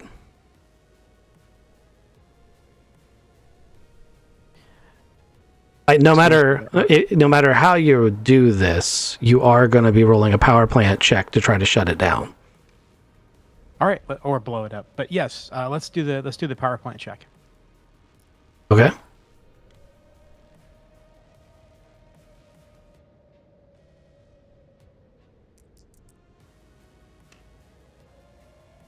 Oh, 5 minus 3. We did not pass. What'd you get? So we rolled a 5. We have a -3, which gives us 2, and education is a 0, so we have a 2. That is a critical fail.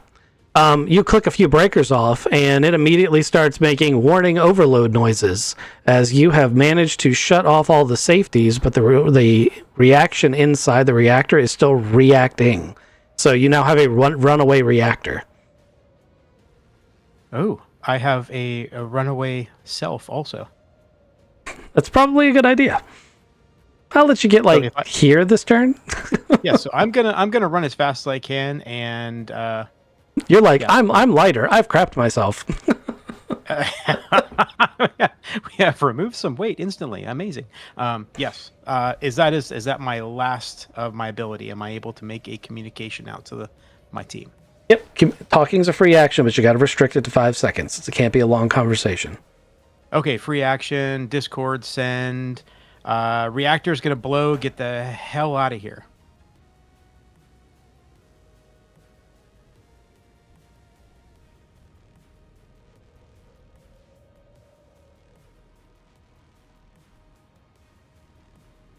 I guess they don't care. I guess not. You did a good job. Yes, with the critical fail, that was exactly what you wanted it to do. I that was an option. It definitely was. Yes, but anyway, that's beyond my 5 seconds, I guess. Okay. 2 baddies left. That one doesn't want to go outside. That one really doesn't want to go outside. But this other guy's going to be like, because there's 3 of them actually left. Gonna be like, get out there, you weak assholes. And they're gonna come running out the front door. Who's watching the front door? Is it just Marcus? Just me. Okay, well. Here we go. You've got auto 3. Nope. Nope. Ah, somebody's dead. Pick one and roll your damage. The one closest to me. This guy right here.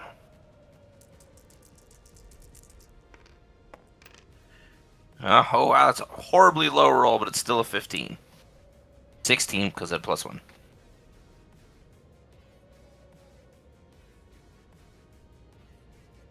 Okay. Splat. Braillex, it's your turn. Another guy has popped out. I turn to shoot him with my pun. It clicks, and it doesn't do anything. I just, and then I try to reload it, and it doesn't reload. So I put my pistol away, and is there a dead body right here? I can't switch to his pistol. There is a dead body right there. Pick a number 1 to 3. 2. I don't know that this is going to help you that much.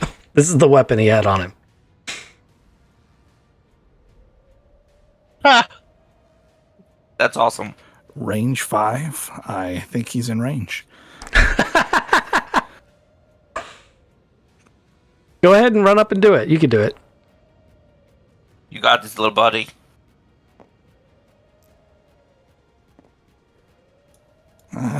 And then I pull the trigger. It's an I inner. don't even get an aim. That's an energon weapon. 6, 8 minus 5, 3 is a 5. It's close. Yeah. Vroom! Lots of fire. The guy's like, how did he not hit me? Marcus, it's your turn. I'm gonna shoot him. Okay. You're going to try. Oh, yeah. Nope. Nope. Nope. Hylar. I'm gonna take a sidestep so I get a better line of sight and I don't shoot Brelix in the back, and I'm gonna try to shoot this guy at the door. I have a fresh new clip, so I'm gonna auto fire 3. Here goes 1. Oh, fuck off. That's a miss. 2. These dice sucked. 3. Oh my god, I missed 2. You need some new dice? This is Cosmo and Wanda usually do really well for me, and this is. I'm gonna put them in dice jail. That's my turn. Okay. Janet is going to roll up beside you, pull her pistol, and be down on the guy. And she's going to say, did I just hear Tubbs say that a reactor was going to blow? And then she's going to pull the trigger.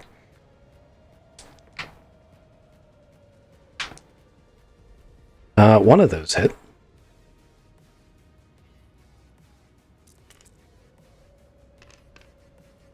Okay. 11, and that was a 9, so that's 12. AP 3. So splat, and 4 rounds remaining, so she can't do that again.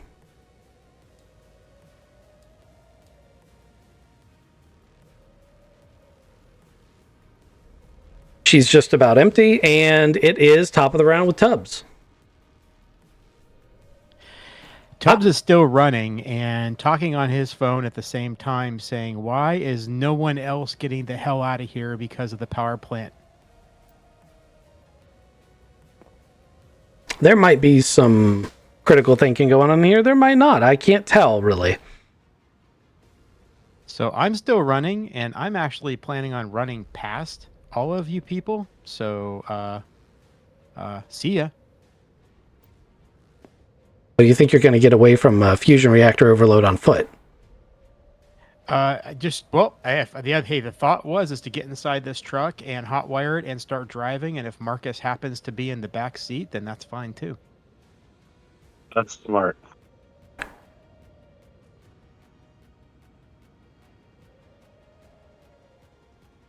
So hopefully you guys are going to make it over here to this vehicle so we can get out of here. Everybody except Thodubs. Roll a power plant check. Oh boy.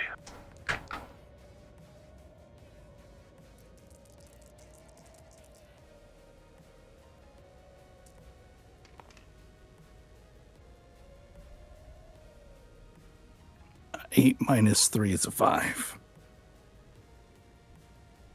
If it isn't an 8, it didn't pass. 0. Does that pass? Nope. Oh, darn. I'm rolling. Hey, I got boxcars. I told you those dice Thanks were for the new better. dice. All right, so the new dice give you a critical. Hylar remembers that there are lots of stories of fusion reactors and starships going critical and having runaway reactions. And almost all of those stories include these different hijinks you can do. One of the things is if you have a runaway reaction, it's actually better to explode the reactor before it criticals than it is to allow it to fully run away and detonate, because one of those explosions is just a hydrogen explosion and the other explosion is a hydrogen bomb explosion, and they are different. Would Hylar know that the grenade Marcus had? Would that make this less inert explosion? Are you talking about the giant 20 millimeter cannon he's got mounted on the back of the Jeep that can totally see the reactor? Yeah, that. Yeah. Marcus, shoot the generator! Okay. Yeah. Swing the autocannon around and. I'm going to give you something here. You only need a 4 to hit the reactor. Don't tempt me. Damn, it's not moving. Don't tempt me.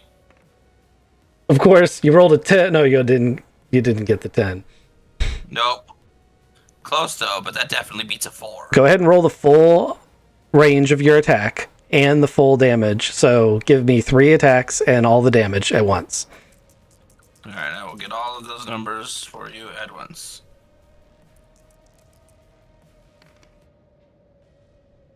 I did miss. Of course you did. Twice. For a total of 21 damage. 6 minus 2 is still a 4. Oh yeah, no, it's only -2 because I got +1 dexterity. Ah. Well, that's good because you didn't do enough damage with that one attack. That's 40. And 15 for 55. There you go. Okay. So the first couple shots that he shoots, like paneling's ripping off the generator and stuff, but it's not like it's now making a loud enough noise you can hear it going yeah. And on the last 2 rounds he puts in it, something triggers and in huge explosion just engulfs a massive area over here. Just huge explosion. Just it takes a chunk straight out of the bunker. The ground shakes, cracks come through the ice. There's like snow drifts that are falling down. This whole place becomes a complete and total wreck. Also, incidentally, it kills the last remaining bad guy. You guys are now out of combat.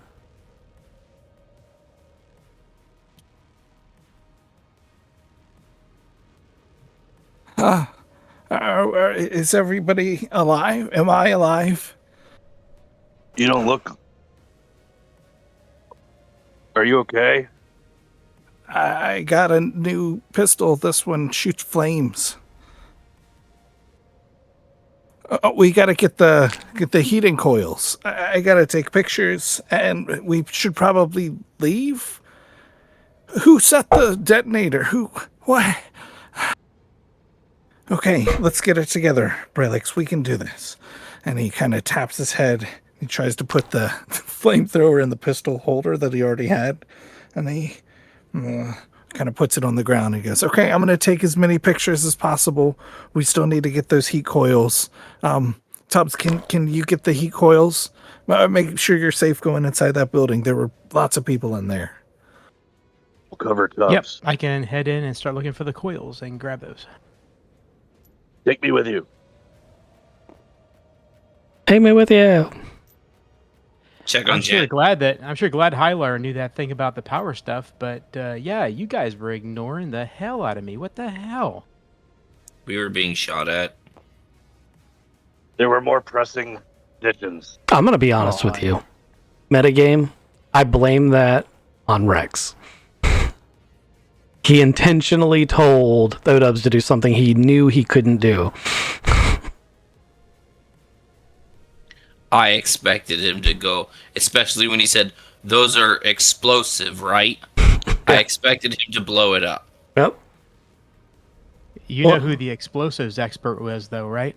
No, you don't need Not an explosive me. expert to shoot an explosive. I don't have a gun to shoot the explosive. You don't have a gun. No, my gun died. Remember? But didn't you have another gun? Did you come to this scenario without a gun? I had that one gun. Oh, sorry, I did have that little machine pistol too that we picked up earlier. No, what I mean is when we tromped through the snow to get here, did you come here without a gun? Correct. What? After I specifically, as the GM, said, "Hey, don't come here without a gun." That's we had a whole shopping trip because of that. We did, and then there was all kinds of conversations about how Thodubs was the one who had certain things and only picked out certain things, and then anyway. Okay, it worked out. It's not I gonna gave you the crossbow, though, right? Yeah, you have that. It's not going to be an issue after today. All right, so you guys are going to come through and explore this place, huh? Yep. Yes, All I'm right. going with Tubbs. Where would we like to explore first? I'm gonna check on Janet. Janet's fine. She didn't get a scratch. I'm gonna check on Janet's emotional state. That is actually probably valid. She'd be standing over here over the corpses of the two Aslan. Just quietly. She's still got a pistol in her hand. Hey, Snowcat, you doing all right? I'll be all right. She's going to lift her pistol and shoot them both in the head one additional time. She's going to holster it and just start walking away. All right, so Hylar, you ready to go in this other building over here and go through these doors and see if we can get this power stuff? She's back to being cool and cold. Yeah, where do you want to start, Tubbs? There was definitely something there. Sweet. Just Let's go this way. Start with the door that says armory. Okay, it's locked, obviously. How do you want to open it? Yeah, I didn't even look at the. I didn't hover over. This one's locked. We're gonna need a key. We'll start looking at bodies. Let's try another door. Okay, you can go to the barracks door. Barracks next. Let's try to see if it opens. I have my gun ready. Door opens. It is empty. I clear corners and tell Tubbs it's safe to come inside. There is a very strong door in the back of the room. Ooh, a vault. That looks kind of interesting. I bet you that one's unlocked. Oh, definitely. It is not unlocked. It is. You didn't take the bet though, so I didn't lose any money. It's quite locked. So All right, so we gotta the find- key is probably in the officers area, maybe, or we can check in these tubs, do a recon search. What is Braylix and Marcus doing at this point? Braylix is taking pictures of dead bodies and looting them and putting their loots in like very specific piles so that they all match up. Okay. Like pulling, like making sure the fires have gone out, trying to get good pictures of all of the pile of individuals right by the front door. Marcus? I'm gonna come over here, and we said that the chunks of the building were ripped out. Oh yeah, that whole part of the building is quite badly fucked up. Yeah, I'm gonna see if I can get into this room here. Okay, I have a couple of important questions. Shoot. First, are you wearing a Geiger counter? Nope. Okay. Second, do capper snaps have any natural immunity to radiation? Radiation, no. Okay. Are you sure you want to walk over the strewn results of the dead reactor?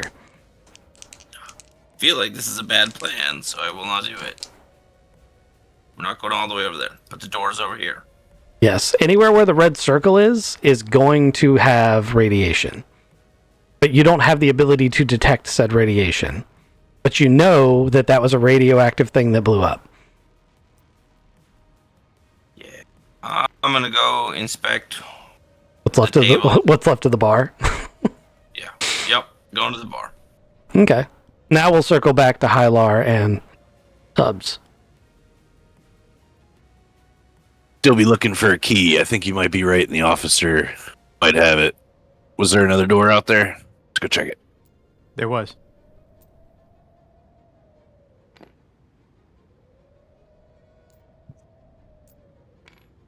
So we are going to work on open up the door in the captain's quarters here. Are either of you carrying a Geiger counter? I am not. Okay. No.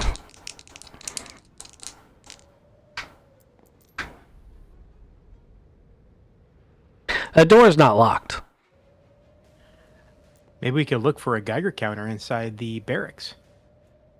I'm going to try to open this door. It opens. I'm going to stand back. Everything in the red circle is completely destroyed, including the wall. So, like, you didn't really need to open the door. With all that said, it's all on fire, destroyed, and as you walk in there, Hylar, you are going to take significant radiation damage immediately upon entering the area. It's pretty intense in there. You're gonna feel microwaves. You're gonna feel sick to your stomach.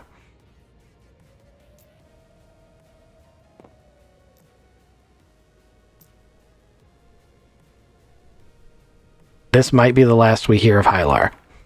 Oh man, is it going to kill me? Yeah, radiation damage is like no fucking around in Traveler. Like I'm being very gentle as the GM right now. I should insta-kill your character right now. You guys are not using your intellect right now.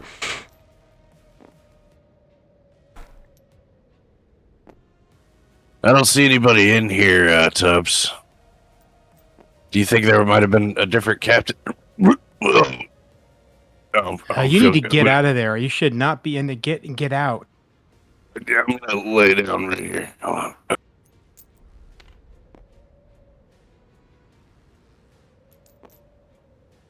my gums bleeding?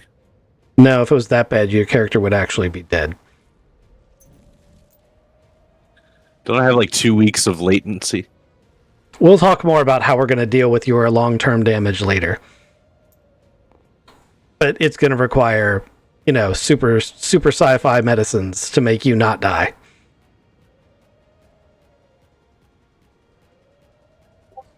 It's a good thing we're in a blizzard in a tiny little town like Drift. Uh-huh.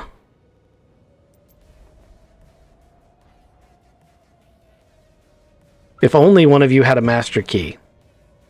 Oh, I'm waiting to see if he finds out. I feel like you've been trolling the rest of the party this whole time. Oh yeah, no, I totally have breaching charges and can just rip those doors wide open. I'm gonna go to the armory, and I'm gonna set a breaching charge on the door. Okay. Give me an explosives roll. You can take your time to make it easier if you want. Totally gonna take all the time in the world.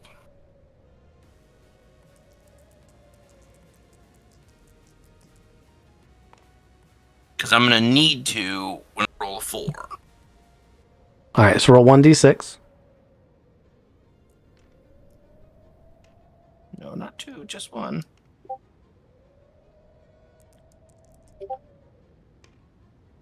Two.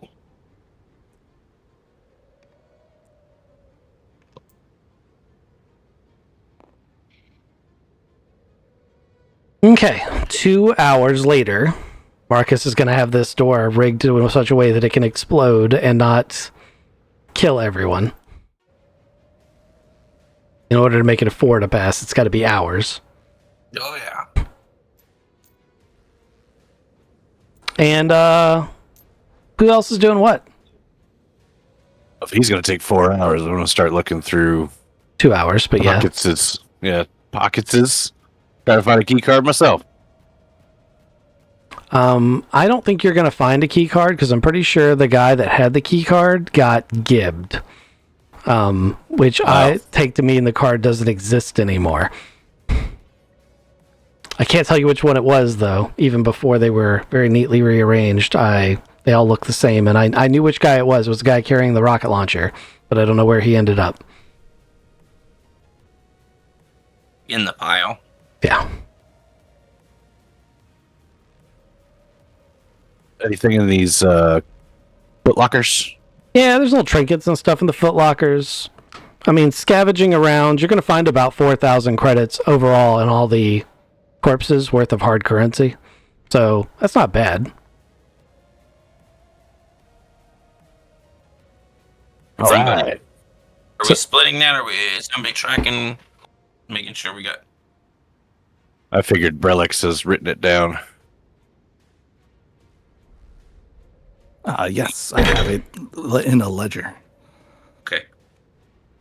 All right, a couple hours later, there's a poof noise, and the armory is now accessible. To make it simpler for me, I put it all in one container. But there's a significant amount in this room. Like, you open it up, and it's like that scene from The Matrix.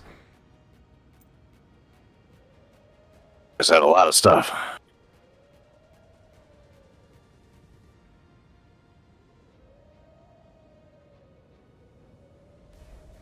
Holy moly. Let me get out of here so you guys can pull some stuff if you want it.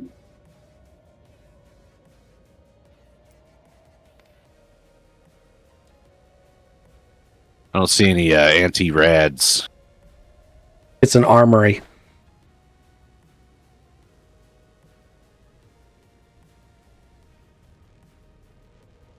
It's also a pirate base. Yeah. Here's a breaching charge we can use on that vault door. Wait, I just haven't made it down there. Oh yeah. There will be lots of explosives taken by me. Take them all.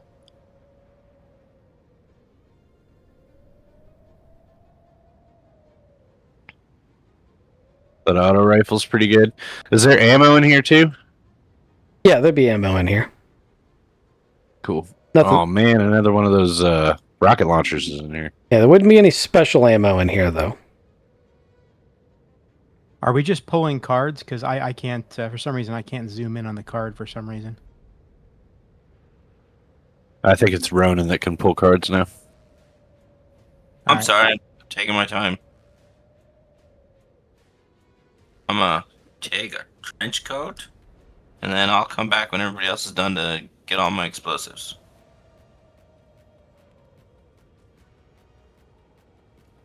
Do you want to start on the charge for the armory?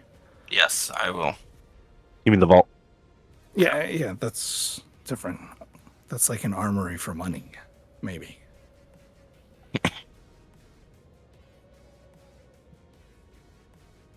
Also, did we not get any heating coils? Were those all in the engineering section tubs? I don't think we've found any of them yet. Nope, not yet.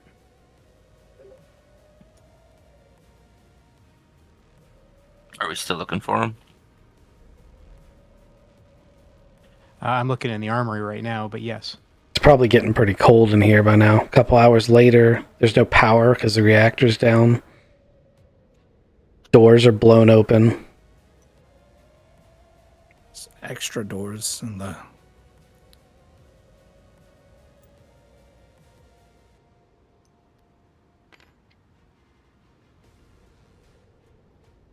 Would you like me to make a demo roll for the vault door?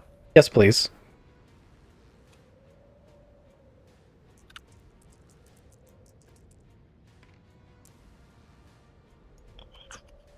That's an 8. You know how to do it now, so pop, pop, pop, and the vault door comes open. Do you tell anyone, or you just go in? I'm gonna go in. You can have first look then while they're playing in the armory.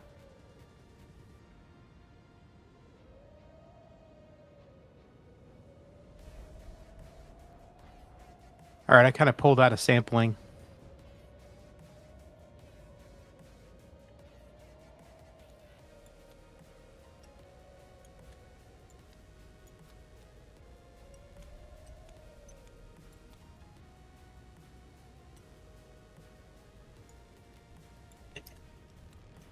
Yeah, pretty much. I think a lot of these are one for each of us type thing. I think there's several in here. Relics, can you come here, please? Yeah, I'll be right there. You should come take a look at these things. Hey, Marcus, found a chain-driven axe over here. Sweet. I don't think I can use 2 of them, so like if you want it, it's all yours. I want to say I might go with your collection. Oh, I can't carry much more. Like I'm gonna have to use the truck to hold all the explosives. And oh, hey, by the way, we have a perfectly functioning technical. We've been looking for a vehicle, guys. We may have one. Sounds good. We got a place to put all this stuff.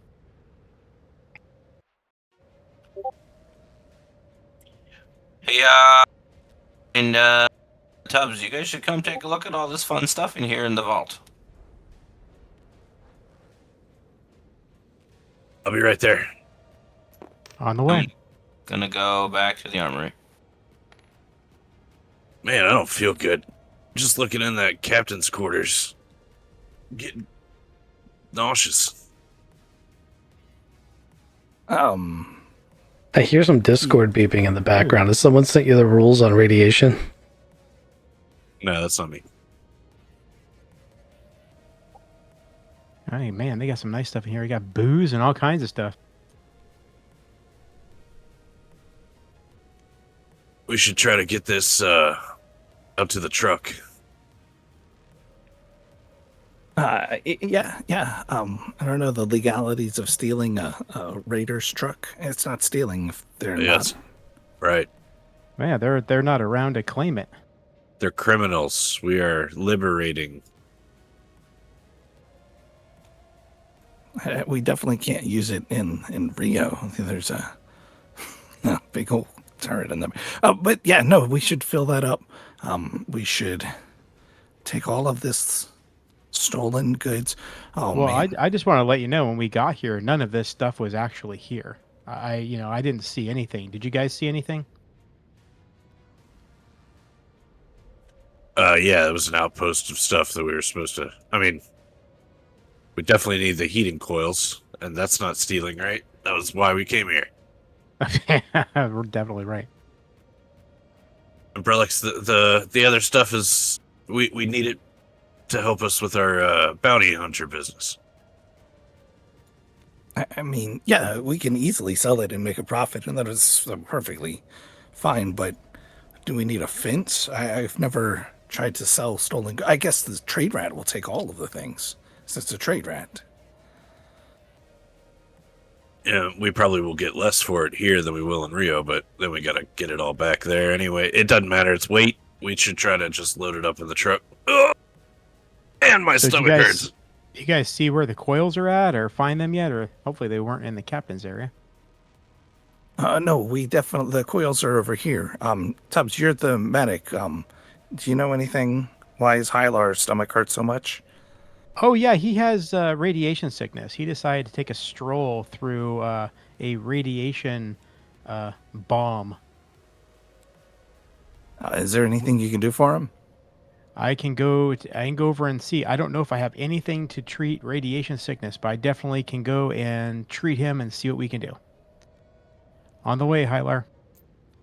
You do not have a med kit anymore, so you definitely do not have the stuff you need to do that.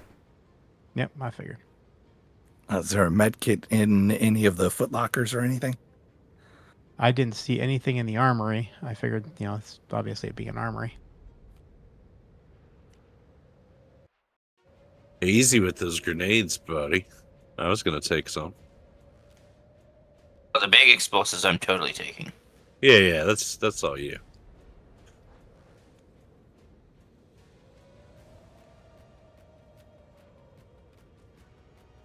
Without a med kit or anything, guys, I don't know. I'm just gonna start carrying stuff out to the truck. Can I run a search through the barracks here, any of the foot lockers, to see if there's any type of a med kit or anything like that? Roll a luck check.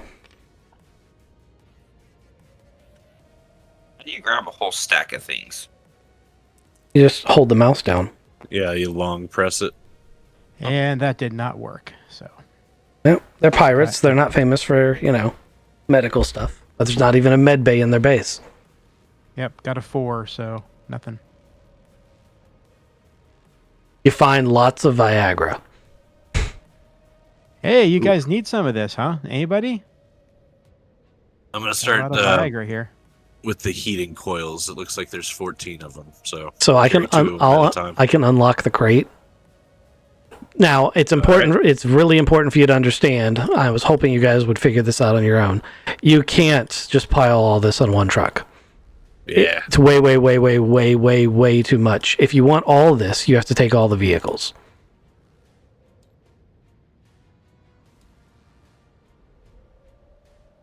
Well, we're at least getting the heating coils. There's 2 cargo trucks and a technical out there.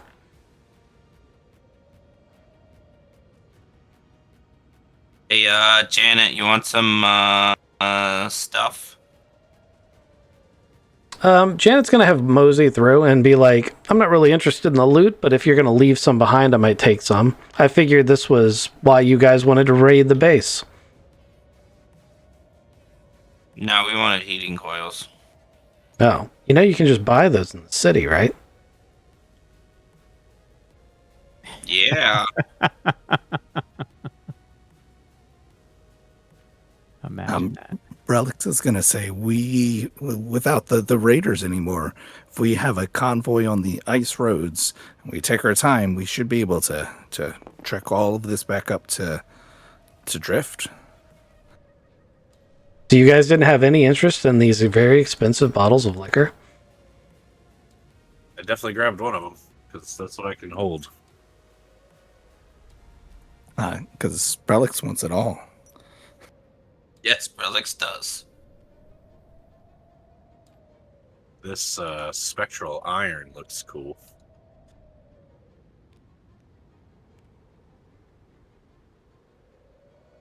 How many things will fit in the technical and the snowcat that we've got back at the cabin? Not very much will fit in the snowcat back at the cabin. That was for carrying people. Like it's an SUV, so you'd be lucky to get like one of the smaller cases in the trunk. But now there's 2 less people in it because we'll have to drive the technical back too. I mean, we can drive the cargo trucks back too. You have to drive the cargo trucks back. Let me just be clear. You're not using the technical to haul a bunch of shit out of here. Yeah. It's not, it doesn't have cargo. Okay, yeah. So I was thinking that at least 2 things could fit on the technical, but if that's not mathin', I'll move it to the cargo truck. So there's a 1/4-ton autocannon with a 1/2 ton of ammunition in the bed of the truck already. Plus the mounts to make it work, which is another 1/4 ton. I think Marcus didn't go through a quarter of that. he did go through a lot of that ammunition. Oh, you guys have the armor. You might want to top that off. Yeah. Definitely topping that off, yeah.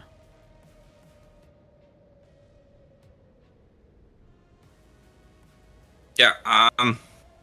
It's also worth noting that you guys did sort of ignore what was out here in the yard.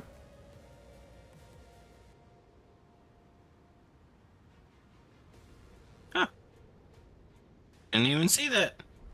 I mean, I saw the thing, just not the name of the thing. Yeah, I didn't go onto that side to investigate it.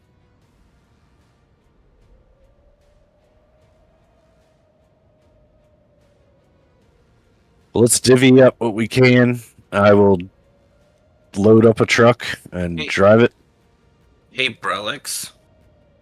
What's a self-powered advanced computer core, and should we take it with us? I feel like that's something we should take with us. Definitely. I would love a self-powered computer core. It needs to go into something. But I'll find a good reason to have one of those. Put it in the truck. You guys take both the trucks. You can take it all. Yeah, we're taking it all in.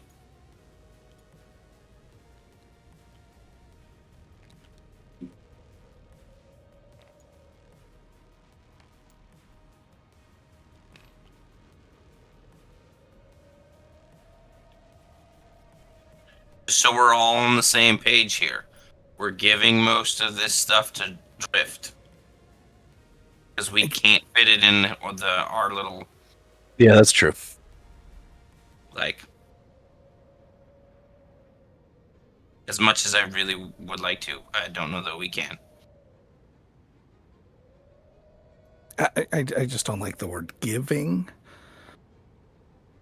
Trading to them for... Sure. Hiring them to help us with our real job. Paying the doctor to fix Hallier. Oh, and me too. Ouch, Yes. by the way. I guess fix all of us. We all got injured. Definitely.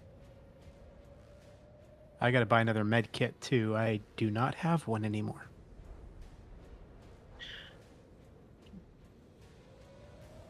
Yeah, trading some of this stuff for a med kit would be nice. Be a really good med kit for us. I feel like we could trade it for lots of good stuff. We might be able to buy the town with all of this. I don't know. We don't want to own a town. They have their own place in the world, and they've chosen to live there. We're just going to make it better for them. Oh, I mean, get whatever we want from the town to give them this. Like better armor, like a computer for Brelix. Yeah, that would be nice. Let's just get this stuff back to town first. Yep.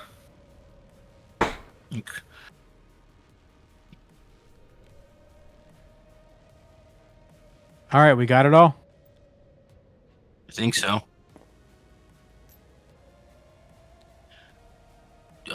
We gotta take Janet back to her truck. She can tromp back.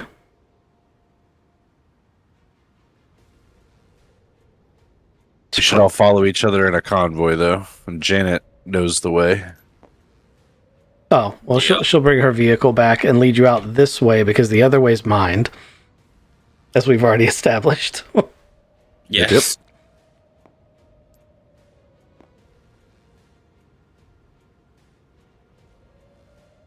I think the technical is locked to the screen. Sure was. There we go. I'm surprised you guys didn't take more out of the armory. I grabbed a bunch of stuff for myself, but I don't want, 10 of the same item. Money. You want money, right? Yeah, I didn't see that in there. No, oh my god. Oh, selling it. Got it. Hylar's playing sick, so I'm not carrying a bunch of shit. You're definitely over encumbered with all this stuff. Oh, yeah. So we just pulling all the cards out of the armory and throwing it into one of the vehicles, or how are we doing this? You don't have to do anything. You guys can just roll it into your convoy. I was just commenting that I expected that the armory was going to get immediately looted, and it didn't, and that was surprising to me. I mean, Brelik's got the big ticket items.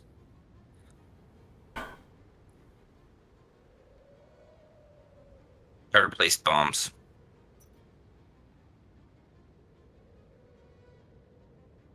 Yes. Hey. Can you guys be honest with me? Is my hair falling out? It's not that No, bad you yet. did not look good. We need to get you help, like, now. It does look a little gray in the face. Feels like my teeth are loose. You're kind of drooping a little bit there. All right, well, vroom, vroom, zoom, zoom. Everybody give me a drive check. If you're taking your time, which I have to imagine you are, driving in convoy, and Janet is helping guide you out, it is an easy check to pass. Oh, sorry. Truck didn't make it, somebody grabbed it. I did, sorry. Trying to make sure we got all of our people. No tokens left behind. In a truck. Tubbs, Bralex, me. I don't see Hallier's thing over here. Because I was in a truck bag. You're in the truck. Okay. I'm in one of the trucks. Okay. This Then, yes. one. There we go. We are all off of the map. Is Janet and her truck off the map? Yep, Yes. sure is.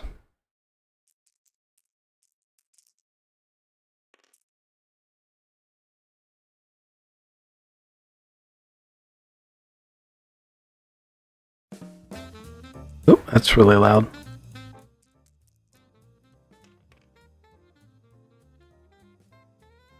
All right. You guys make a convoy back to Drift. I'm going to pack this map up.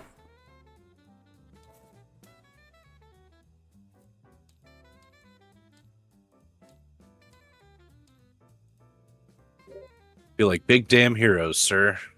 You are like big damn heroes, and that is the conclusion of that particular encounter. So you guys rolling back into town will be the finale for this evening. Trucks full of gear. A technical, which will draw quite a few looks.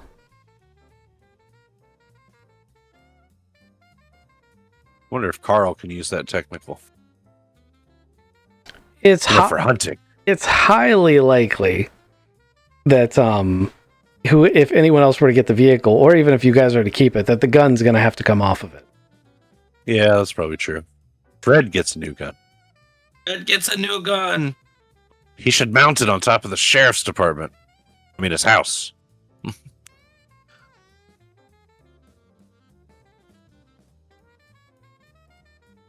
All right. That was a good session. Yeah, I was about to say, That was good. what did you guys think of that? I mean, it was strictly a combat dungeon crawl, but like, you guys did great. There were only two ways I could see you really doing it. And you sort of combined those two ways. Because I figured one of them was to like use the vehicles to drive through part of the bunker and then kill everybody inside that way. The other was to bottleneck people at the door and mow them down as they came out. You kind of mixed those two solutions together. So Little column A, little column B. it was a little column A, little column B. Alternatively, if you just wanted the heating coils, Janet wouldn't have been happy about it, but you could have used your breaching charge. You could have like reconned, because Odubs' character Tubbs could have just walked in there. Like, he looked enough like them that he could have literally just joined the party, looked around, said, "Oh, there's the vault," and then you guys could have breached the vault from the breaching charge from the wall and stolen everything out of the vault while the party was going on. That wouldn't have killed everyone. Janet would have been pissed, but it would have been pretty cool. It's a cool option to do that. I think we had lots of options until they came and shot us with a rocket launcher. Well, they came and shot you with a rocket launcher because you decided to fire up the APC and run people over and hit the wall. Yeah, right. Like, it was... That's what I meant by, like, the stealth really went out the window the minute you were like, well, that's an armored vehicle. But Yeah, we should have ran it into the building instead. Yeah, at that point, well, that was one of the reasons I was explaining to you how reinforced it was to let you guys know that you could potentially have run it into the building. Because it's not really a military bunker. Of course, you guys never asked those follow-up questions, and it wasn't relevant for most of it. It's a survival bunker. So it's not hardened against, like, an armored vehicle plowing through the wall. It's supposed to be against the weather. Not hardened against a fusion reactor explosion either. It's not hardened against a fusion reaction explosion or your breaching charge. Your breaching charge could have made a door at any point on that wall. I guess we could have picked up on that too by the fact that we could hear the music outside. Yes. They came through the wall to flank us too. Yep. But I didn't realize, like, because I wanted to see what was inside the captain's quarters. I didn't realize that, I could have just, like, looked through the fucking wall that was crumbled down, and I didn't have to enter the room. But I was trying to figure out what to trigger it so we could see what was inside the room. Luckily, there wasn't anything of super value inside that room. Depending on how you did it, the captain might have holed up in there with a rocket launcher pointed at the door. Yeah, It went well. Good job, guys. I was pretty happy with it. I think you guys did a fantastic job, and considering the combat capability of your characters, that was fantastic. Got to garrote 2 people. Yeah, I'm gonna have to invest in stealth. That was bad fucking ass, by the way. Like, that first tower, I couldn't believe you guys took that down. Now, with that said, that guy on top really should have seen you, but I was waiting for a cinematic moment to introduce the other character that was supposed to be the twist, and then Hylar was like, I'm gonna run up there and just Barton kick this motherfucker off the tower. And I was like, on the other hand, I could just let him do that. And it worked out great. And yes, Nick, the rolls were freaking amazing. The dice were really good to me tonight. I really wish the dice were that good to me when I'm playing like Florida Green, because they're never that good. I think I rolled boxcars like 4 times tonight playing as Janet. Nice. Janet was kicking ass. Yeah. She only has a +1 to her Gauss rifle attack, and I think she only missed it like 2 times. Yeah. She was acing people. Relic shot 2 people. Relics has a choice of firearms now, as does Tubbs. No, his is broken. Yeah, I got a bunch. He only has 1. I said, Tubbs, I suggest you carry a weapon with you. Oh, now that I have a bunch, I will be picking and choosing them to carry with me, yes. Good idea. Anyway. What do you think the trade rat would think if I brought the pistol back and said it's defective? What's the warranty on a... No refunds. Yeah, no refunds. It's a trade rat. Like...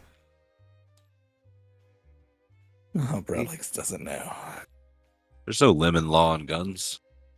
There's no lemon law with trade rats. Yeah, that's silly. I only shot it 4 times, and then it started hissing at me, and I couldn't get the bullets out.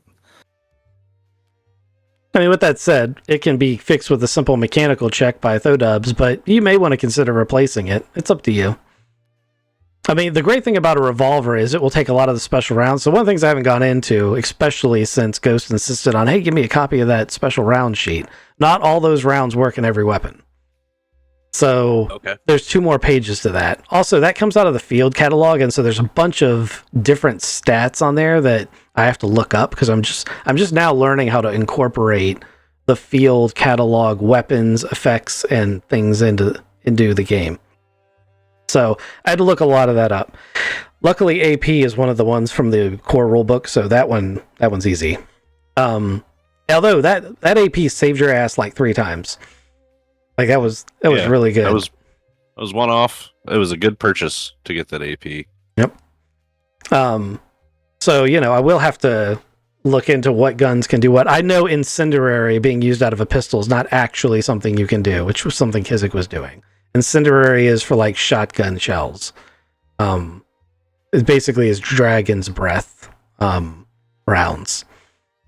So I'm not bothered at all that you did it, but technically there is a limit on what rounds can go into what, and we're still learning how to incorporate that field catalog into all these weapons. And a lot of our new weapons and effects that came from it came from that. There was a new weapon you guys didn't get to encounter that I made a card for. and that always happens right here.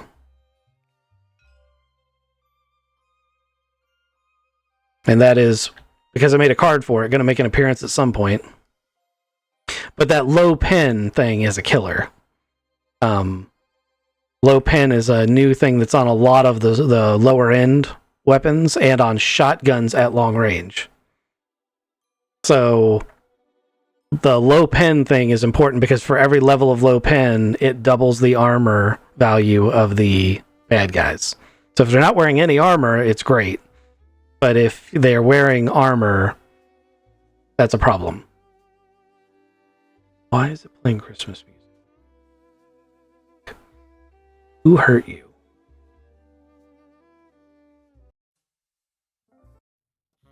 Thank you all. I appreciate your time.